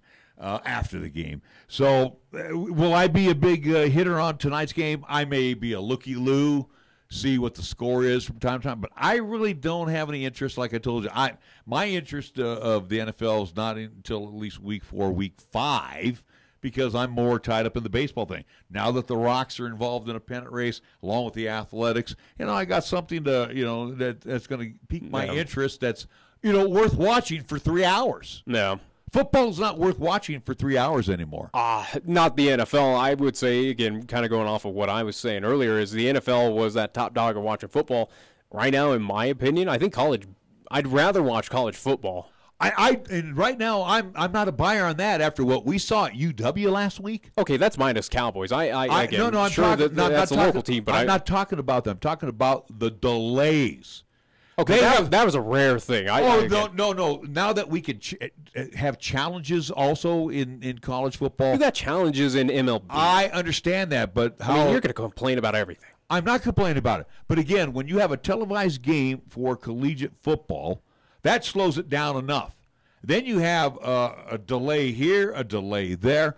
That game, again, look back to that second quarter, Nick, and I said, geez, look how long this has been. It's been 45 minutes. We saw the same delay in high school. Oh, absolutely. I mean, it's throughout at least football as is. Again, is it something that you want to speed up? Now, you complain about speeding up the game of baseball. I don't complain about it. I like the way the game is now. I'm just saying there are efforts of trying to speed it up. You've been an outsider of why are we doing this, having those pitch counts, or at least those clocks and everything. I don't like the pitch clock. Let me tell you this. I don't like the pitch clock. I don't like the replay. You don't want the speed up of MLB, but you want the speed up of football, though. Baseball was fine before you started going to the challenges. I have no issue with the challenges. Again, this double play where you have the guys, they have to physically touch second base. Before, you were taught to skim the bag or straddle the bag and go to first. Everything now is going to be challenged. You challenge the second base steal. You can't challenge everything. I'll just say that. The way there's specific plays. Again, they outlined that when they created it. There are things now challenged. Matter of fact, who was it that got hit the other day for? I think it was the Giants. He got hit. I have no idea. It was Hernandez who got hit. And the umpire crew in chief came in to review it to make sure he didn't hit the bottle of the bat. So that to me slows down the game. The guy's hurting as it is, and then you slow it down even more because he finally goes, "Yeah, I'll go to first base." Then he comes in and wants to go to New York to see if the ball actually hit the bat. Again, it's clearly not a perfect world, and it won't be for you clearly. But I'm just saying, umpires aren't perfect. And again, you've made them okay. And then when we don't have perfect umpires, we get backlash of what we saw. Again, what is Jim Joyce, that umpire, known for? Again, blowing a perfect game. Okay. Again, having one of the worst calls in all of MLB, and that hangs with him. How many Major League Baseball games have happened over the course of Major League Baseball? There have probably been more than one Jim Joyce's that have happened, but they had to live with it. And I'm sorry to Galarraga, the pitcher for the Tigers, that he did not get the perfect game. He deserved it. I agree. But, all of a sudden now we got to put in the technical world. And, again, I know we live in the technical world, and I need to get caught up with the 21st century. And, again, the technical world also, too, gives you a lot of great opportunities of saying, hey, all right, hey, we now know how far that travels. But it slows down the game. So it slows down the game, and now we want to make pitchers get the ball to home plate in 25 seconds. Well, they're not doing that. They're just experimenting. I know, but in the minors. But again, clearly, nothing's going to be perfect for you. You're going to complain about everything. I'm not going to complain about it. You're doing it right now. I'm just saying college football has slowed down where it bores me now. It is a boring college football is a boring product. College football has not changed, again, from anything, obviously, minus the alterations of, hey, here's the kickoff placement and blah, blah, blah, which kind of seems like a joke at this point, again, where we saw, hey, all right, did we really need to move up the kickoff where it's just going out in the end zone every single time? Do we really need to even have a kickoff? It seems like a waste of time, but yeah, we saw that there at UW. Everything goes into the end zone. Deep in the end zone, too. And again, ask yourself this question, and I know there's protection issues now because you try to protect people. If we move the kickers back to the 30-yard line or the 35 so we can have returns, would you rather see a kickoff return, or do you rather have the ball? Why even set up the kickoff team? Just put on the 35 and let's get going, or the 25. That's what it seems like would be the smart thing to do, because, again, you're just wasting time with this kickoff that Thank goes. you. But I'm just saying, what I'd rather see is a return. move them back to the 20 or something. And again, make that team make those plays. Again, what is the most exciting play in football is when those returns become a touchdown. Wow, that guy returned it for 95 yards. Holy cow, that's a highlight. Absolutely, I want to watch that. But what they've done with college football now, again, moving it farther inwards, at least in the playing field, again, where it seems like you hardly ever see a return at this point in time, unless it's due to severe winds. But on that, though, I think these college players have enough power in their legs to get it into the end zone every single time. So if we look at the four major sports, baseball, football, hockey, and basketball, NBA, of those four sports, and again, baseball has 9 innings. Football has 4 15-minute quarters. Hockey has 3 20-minute segments and 20-minute in between periods. 20-minute periods. And then you look at NBA 4 12-minute quarters. Mm-hmm. Which of the four is the fastest? I'd probably say NBA. Exactly. It's the NBA. That's number one. Because obviously with NHL, you have the 20-minute periods, but also two companies with 15-minute intermissions. So I always thought they were 20-minute intermissions. I thought they were 15. Well, either way, it doesn't matter. But correct me if I'm wrong. Hockey moves faster than football from a time frame. And again, well, it's on the lines of soccer where, again, you have that constant moving clock. It does not go off of play of action. It is, hey, that puck's in play other than being whistled for whatever reason. No, that clock just continually moves like a soccer game. You only have I think only each team gets allowed one timeout. Correct me if I'm wrong in a period. And you are starting to see more reviews, aren't you, in hockey? There's not challenges. Isn't it the official's discretion now for the reviews? Yeah, I do believe so. I thought they introduced like a challenge in it. But bottom line is there's less stoppage in hockey than there is there's in about football. the same stoppage right now with hockey of, again, reviewing, hey, did this make it past the line? Again, was he offside? But they get it in. They review it a lot quicker than they do not really going underneath the tent. I've seen plenty, especially in the playoffs, where those hockey games, especially those reviews, took on. That's the playoffs. Regular season doesn't take that long. Regular season as well can too. No, I disagree because in the regular season, it's not as weight bearing as it is during the playoffs. But those refs still get graded on those calls. I understand that, but again, I think it's NBA. I think it's hockey. I think baseball runs third, maybe, and actually you could sneak baseball. Pushing it. You could put baseball in number 2, number 3. It's interchangeable because there are games that are 2 hours and 53 minutes. There are games that are 3 hours plus. And then you got football. Football's always going to lag behind for some crazy reason. A game that should be faster is the slowest. I don't know how football's faster, again, where you have to go off of play, and again, there's a lot of factors of how that clock moves.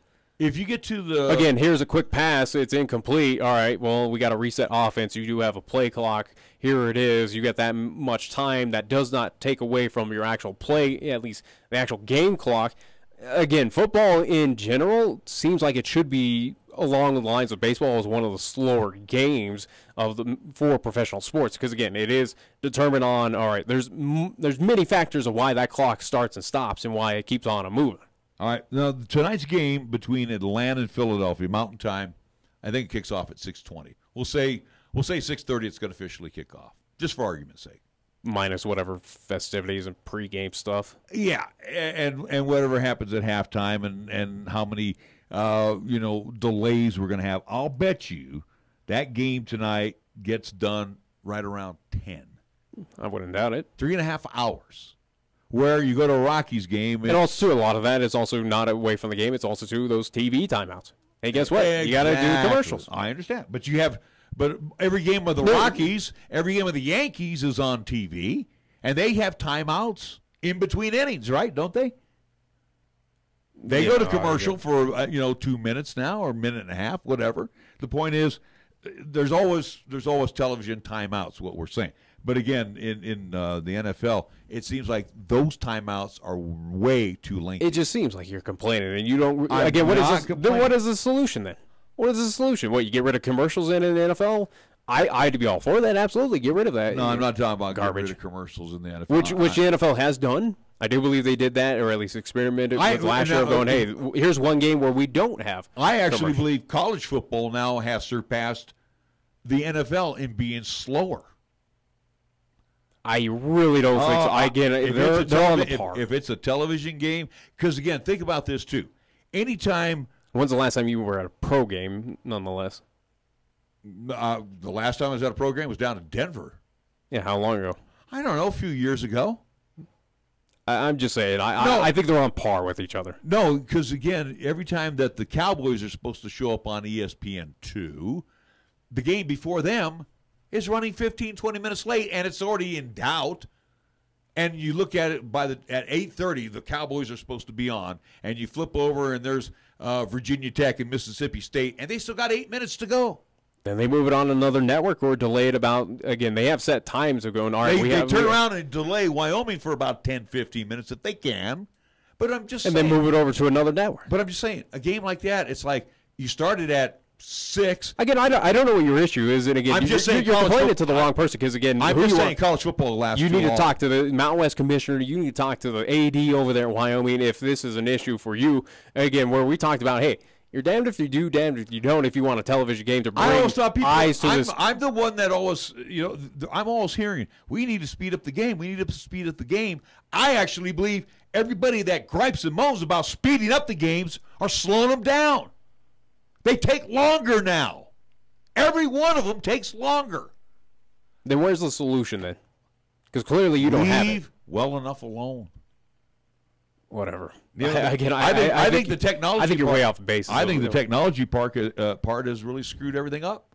I really doubt. I think you're way off base. Okay. Well, wait till balls and strike now are going to be called by technology instead of the umpires because again, it'll be quick. Okay, I calculated strike.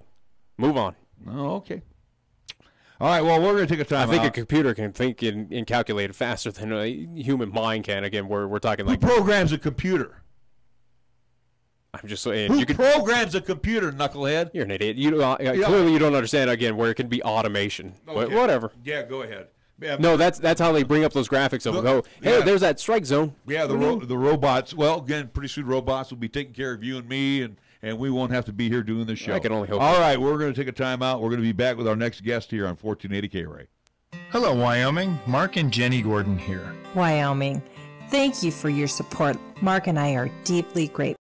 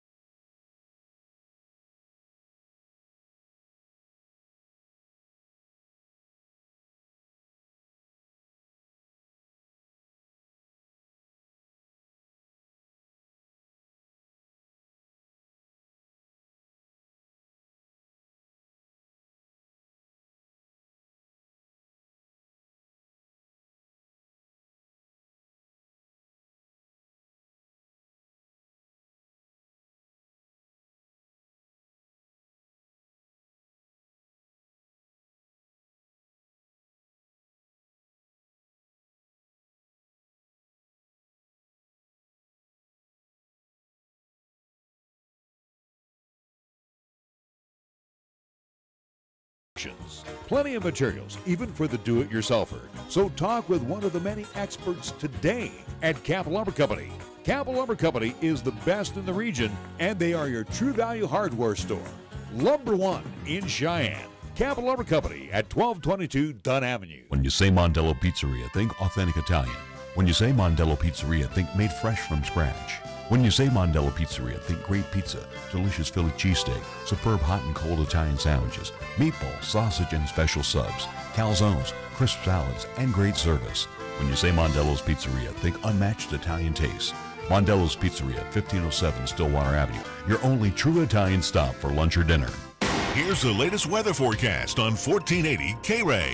For today, it'll be mostly cloudy with a possible thunderstorm this afternoon with highs around 71. Then for tonight, it'll be partly cloudy with rain showers likely with lows around 48. On Friday, it'll be mostly sunny with highs around 75. And on Friday night, it'll be partly cloudy with lows around 48. Here, the season never ends. From Wyoming sports to the Broncos in Denver. From Rockies baseball to talking hoops with Nuggets basketball, local, regional, and national. This is Wyoming Sports Talk Today, right here on AM 1480 K-Ray.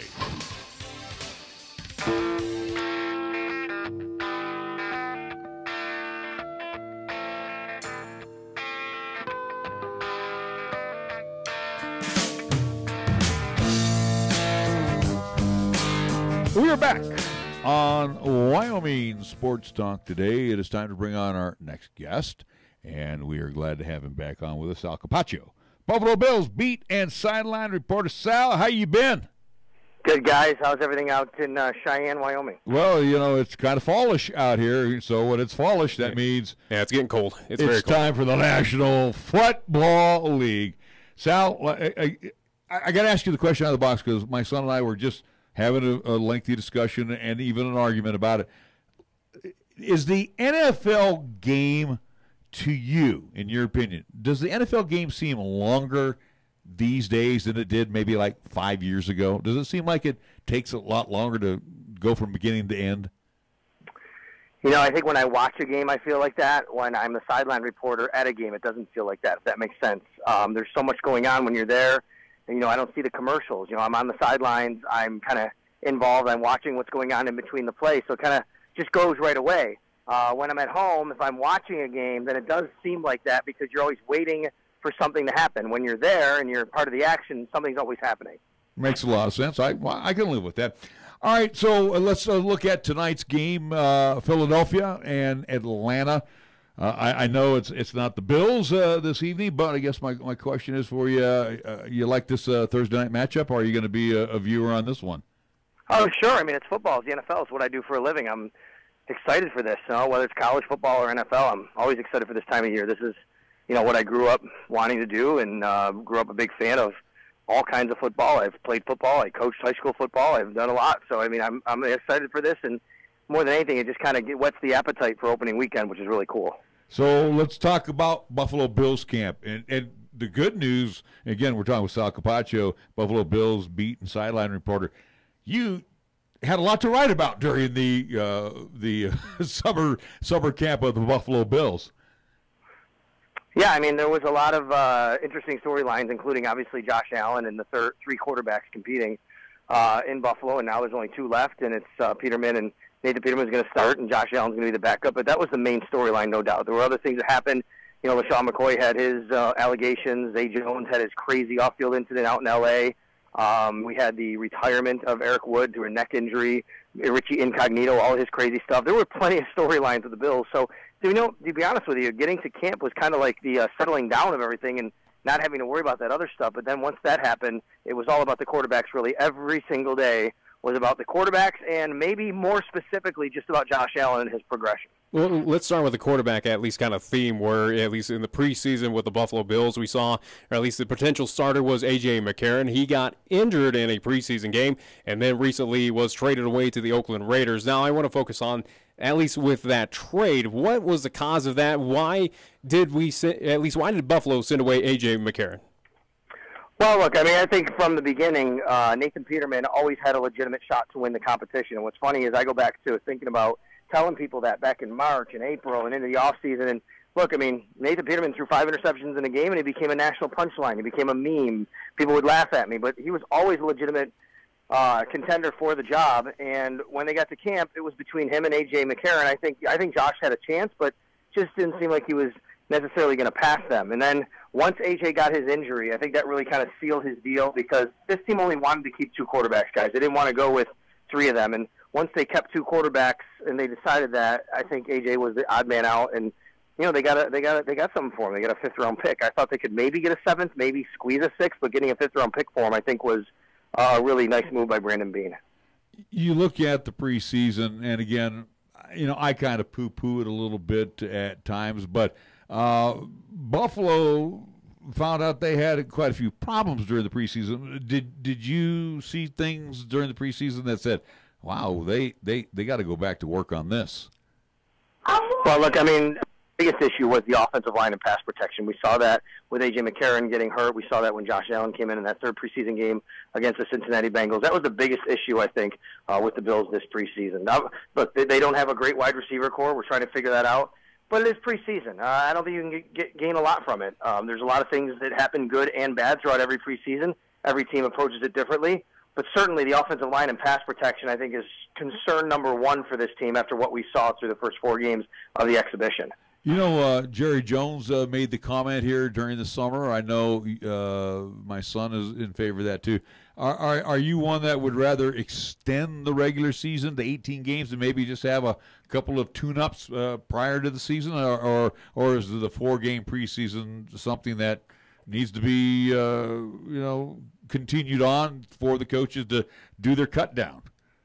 Well, I would, first of all, get rid of the 2 preseason games, no doubt. But I'd be fine with 2 preseason games and 16 regular season. The problem is there's no way the owners are going to give up 2 gates, or at least one gate, one home game, out of those 2. So absolutely, it's either going to be 3 and 17 or 2 and 18 when it's all said and done. That will happen at some point, probably in the next CBA.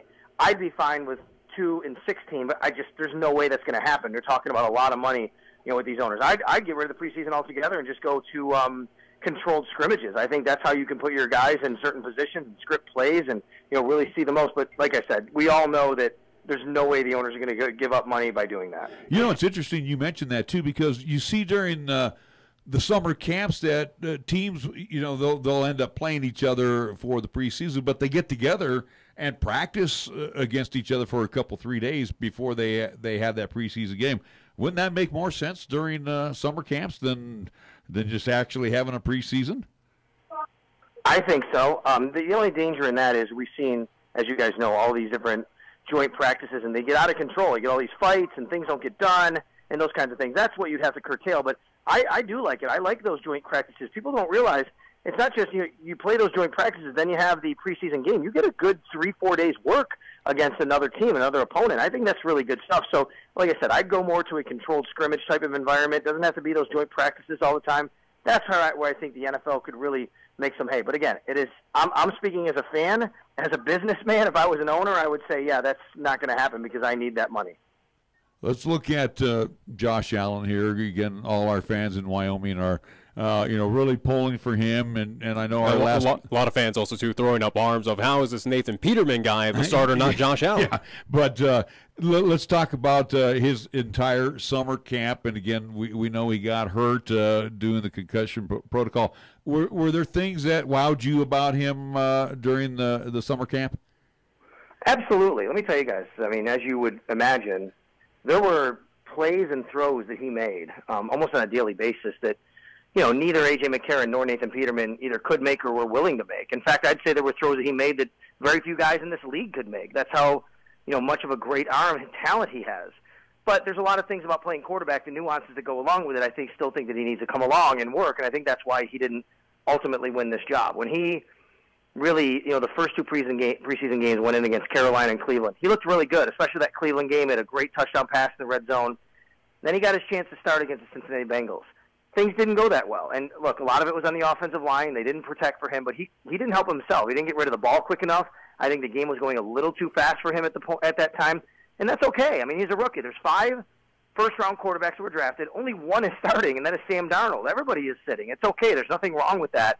And as far as Nathan Peterman is concerned, he won the competition fair and square.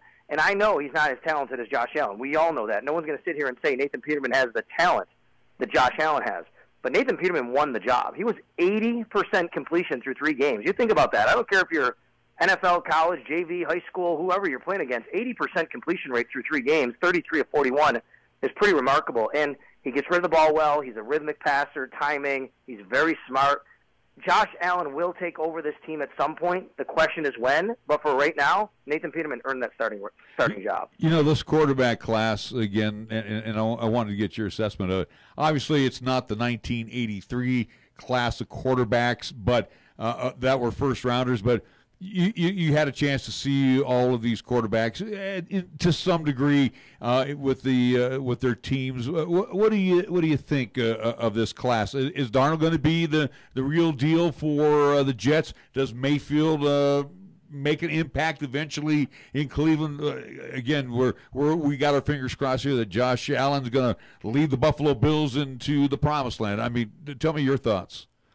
Well, first of all, I'm not sure we could say that they won't be the 83 class. I mean, there's a lot to be written on this class. We don't know yet, right? I mean, they could be better than them. The 83 class wound up with 3 great ones and 2 that were okay. You know what I mean? So and didn't even really do much in the league. So, you know, if they get 4 guys who could have really long, productive careers, I think we could see that and rival it. And out of 83, only 2 Super Bowls, right? I mean, John Elway won a couple. I know Jim Kelly obviously went to 4. Dan Marino went to 1.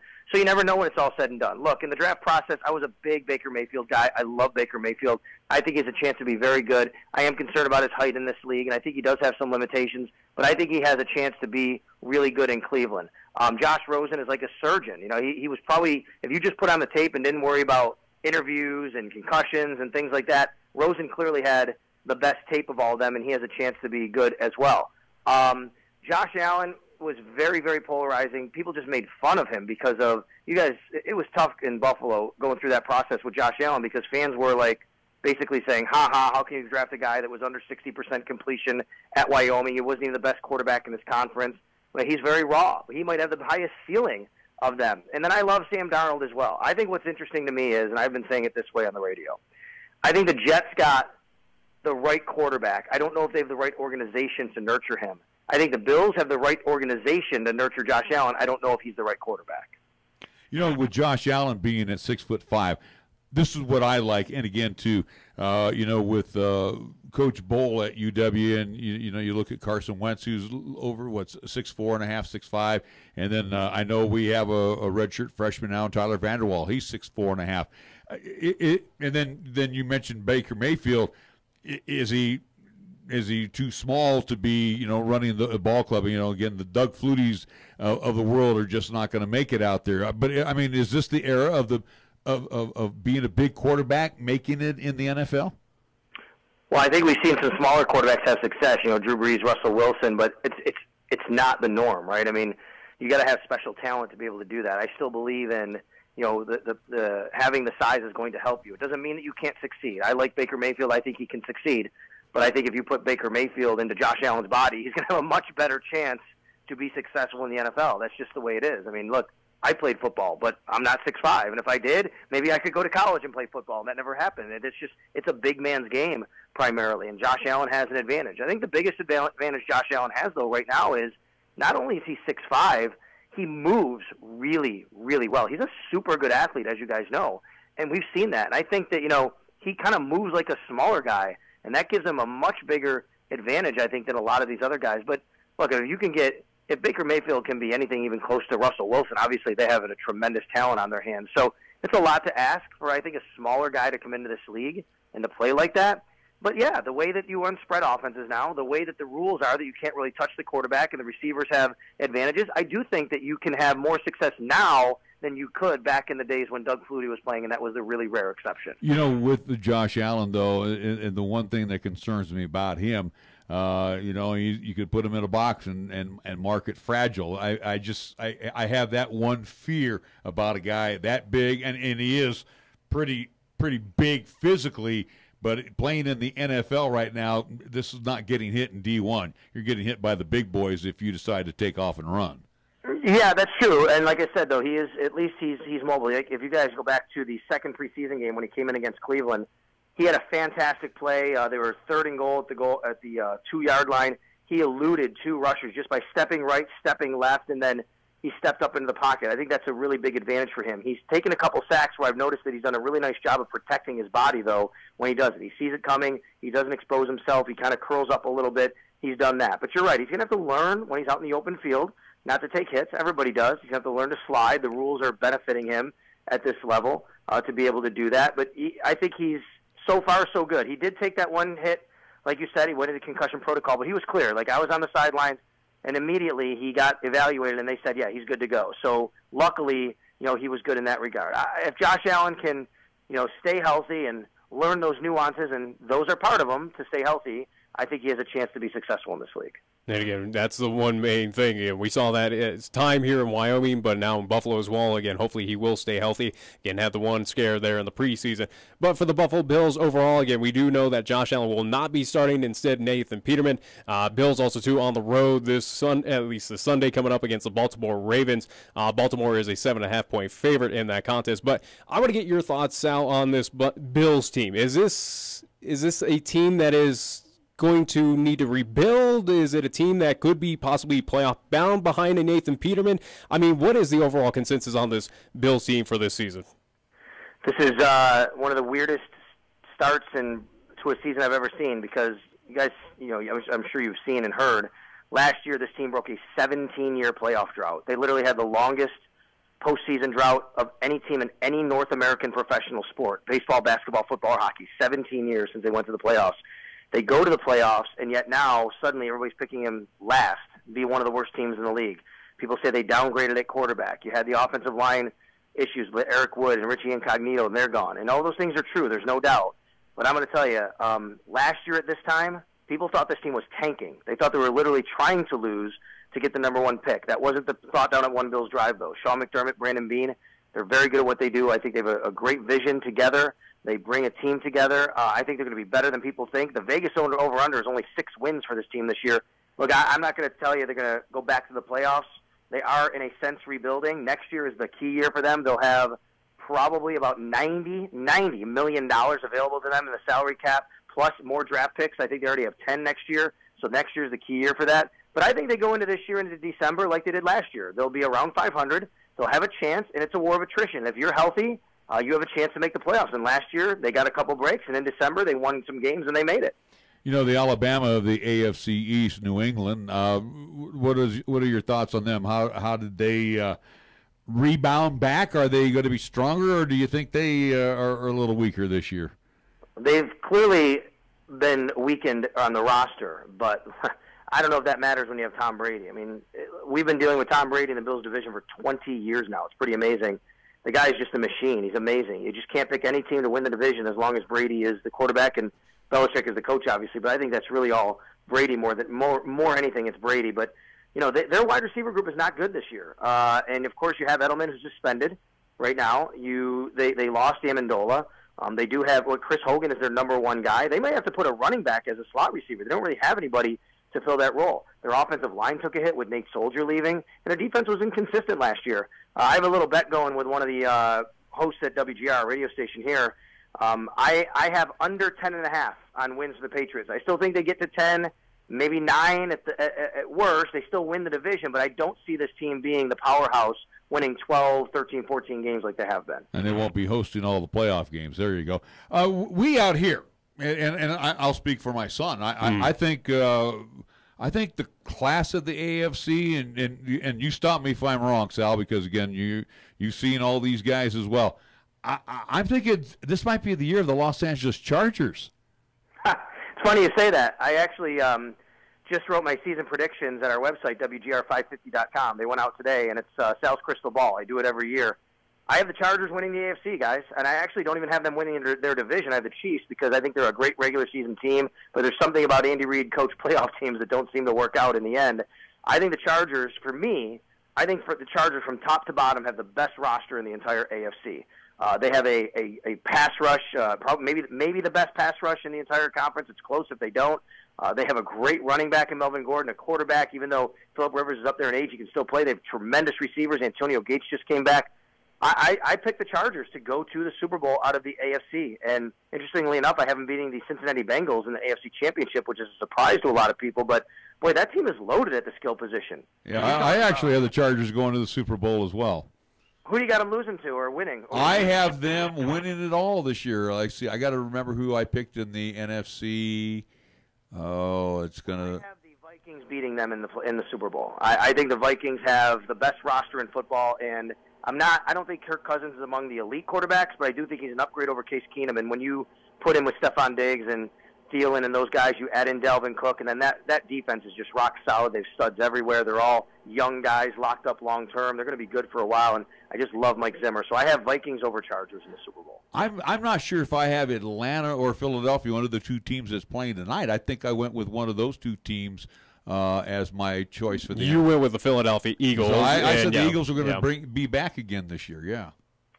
Going to be tough. I mean, we don't know what Carson Wentz's situation is. When is he going to be back? And, as good as Nick Foles played, I still think, when you get more of a sample size, he becomes more of Nick Foles, if you will. And teams will have an opportunity to beat him. Plus, they're dealing with some injuries. Alshon Jeffrey is hurt. He's not going to be available tonight. So it's interesting. I'm not a big Jay Ajayi guy, so they're still a really good team. And I love Jim Schwartz coaching that defense. But I think they have a little bit of a step back and maybe have a little bit of that Super Bowl hangover. But also, too, that division is it's not all that. You may have the names in there, but I don't think that division is all that great. No, that's right. And, Saquon Barkley, probably the Rookie of the Year, but with him and Odell, they'll be better this year. I think they've upgraded, but you're right. I don't like Dallas this year. I think the Redskins are in for a tough season as well. So probably not a lot to challenge the Eagles in the East right now. Sal, I got one last thing, and then I know we got to go here, and we want to thank you for joining us. Both my son and I we're diehard 49er fans. What do you think with Jimmy G at the QB? Do they sneak into the playoffs this year, or are they a year away from it? I have them making the playoffs. I have them as a wild card, the Rams winning the division. I toyed with picking them to win the division because I do think the Rams take a step back. That's one of those teams that was so good last year. They just burst on the scene that I think most teams will kind of catch up a little bit to what Sean McVay is doing there. I love Jimmy G with Kyle Shanahan. To me, it's not about Jimmy G. It's about the pairing with the head coach, right? The head coach and him together and what they're going to do. Marquise Goodwin, if he can stay healthy, we saw him here in Buffalo. He's just a tremendous person. He really is. You'd love him if you got to know his story and what he's all about. And Marquise and I became pretty good friends when he was here in Buffalo, so I'm really rooting for him. And they have an opportunity to really do something special there. So they may be a year away from really starting to take that next step in the NFC, but I think they're a wild card team this year. All right. One final question for me as well. We'll stick on the Bills side, at least focus on them. But it would be remiss if we don't focus on a other Wyoming player as well, too, of a former, at least, Cowboy of Eddie Yarbrough, defensive end for the Buffalo Bills. How's he doing? How was his preseason? And, again, how's Eddie doing? Eddie is my man. We did a TV show together last year, actually. He's got such a great personality. As you know, he's just naturally a great fit for TV. I saw him in the locker room today. He's battling a little bit. He said he's battling a little bit of turf toe, but nothing too much he can't handle. He said he actually went all the way back to his high school days. And he dealt with it at Wyoming, believe it or not, and he got through it. He's just a great human being. He really is. Eddie's got one of those infectious personalities, and I think that's a big reason why he's a leader on the Bills now in his second year. They love him. The coaching staff loves him. The Bills did their own thing, kind of like Hard Knocks, but they produced it themselves. They put it on Facebook Watch. It's called Bills Embedded. And they were inside the coach's meeting room, and the D-line coach was talking about each guy, and he had some really nice things to say about Eddie. And he said, there's no one that works as hard as Eddie Yarbrough. And he said, it doesn't come as easy for Eddie as it does for Kyle Williams. He really has to work at it, but he does a great job, and that's Eddie in a nutshell. Sal, hey, buddy, we thank you so much for joining us. Very, very informative update on what's going on, especially with Josh Allen and the Buffalo Bills. And we got to catch up with you again during the course of the season. Hey, anytime. And if Josh Allen starts, you guys call me and we'll tell you all about it. You bet you. We'll be right on top of that. Thank you so much. Sal Capaccio, Buffalo Bills beat sideline reporter. We got to take a time out. We are behind break time. We're back after these words on 1480 K-Ray. Your locally owned and operated radio stations, KYOI FM and 1480 K-Ray AM, are just that, local. Serving Cheyenne and Laramie County, where your advertising dollar stays local, too. It doesn't end up in Colorado, Oklahoma, New Hampshire, or even New York. We conduct business here. We shop here, and we live here. And we support our entire community 24/7, 365.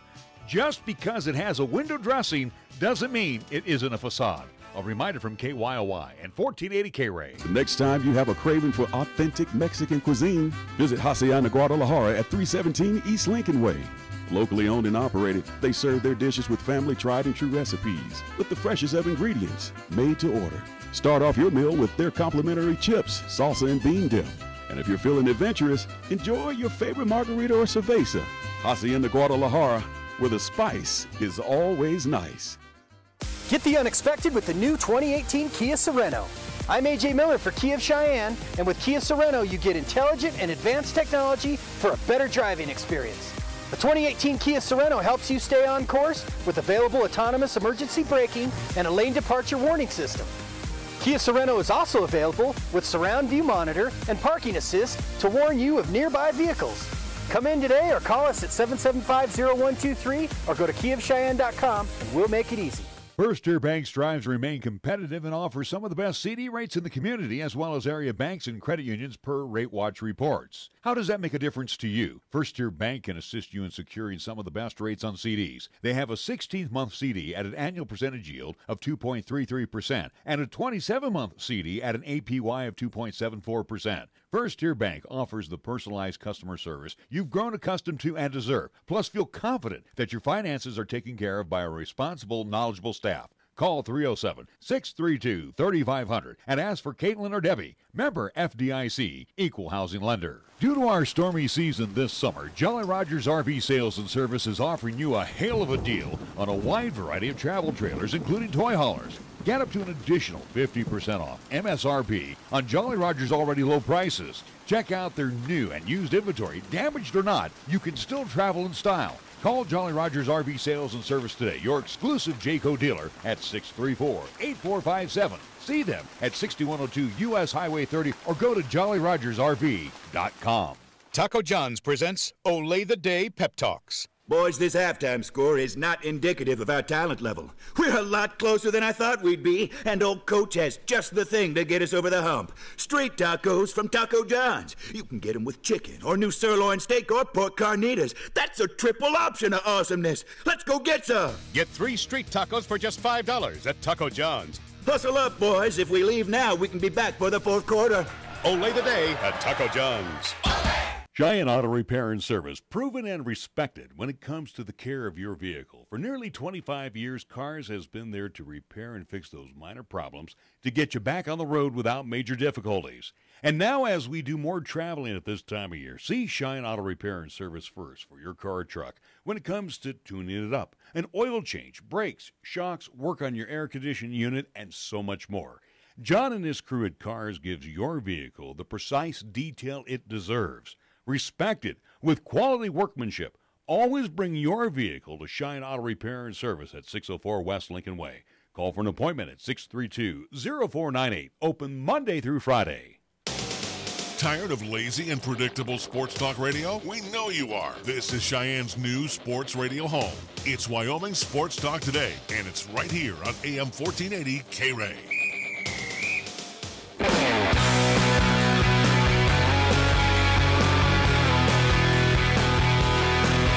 Just about time to bring down the curtain on this program for today. Again, thank you to Sal Capaccio. Join us, Kevin Lytle, earlier in our program as we got an update on the Rams situation down Fort Collins. Of course, Sal updated us in Buffalo, what's happening with Josh and Eddie Yarborough. With CSU as well, too, the Wyoming Sports Talk Today. Invasion of Fort Collins will continue on, at least this Saturday, as we will be there since Cowboys are in Columbia, Missouri. We're not making that road trip. Instead, we'll be down the road in Fort Collins to see the, I'm assuming, butt whooping of Arkansas. Well, we're there just to watch college football. So, and I want to time it. I'm going to time it from the time that game kicks off. I want to see how long the game goes. We do want to mention, too, our last night of our Golden Age Radio Theater. Last night for this week. For the week, yes, if you'd let me finish. 2 Red Skelton programs, 8 and 8:30, and then an hour program with Suspense Theater from 9 until 10. Tomorrow, high school football. Nick and myself will be in Gillette, Thunder Basin High School, as the Bolts will entertain the Cheyenne East Thunderbirds, game that we picked up earlier this week. We were originally scheduled to be in Casper, but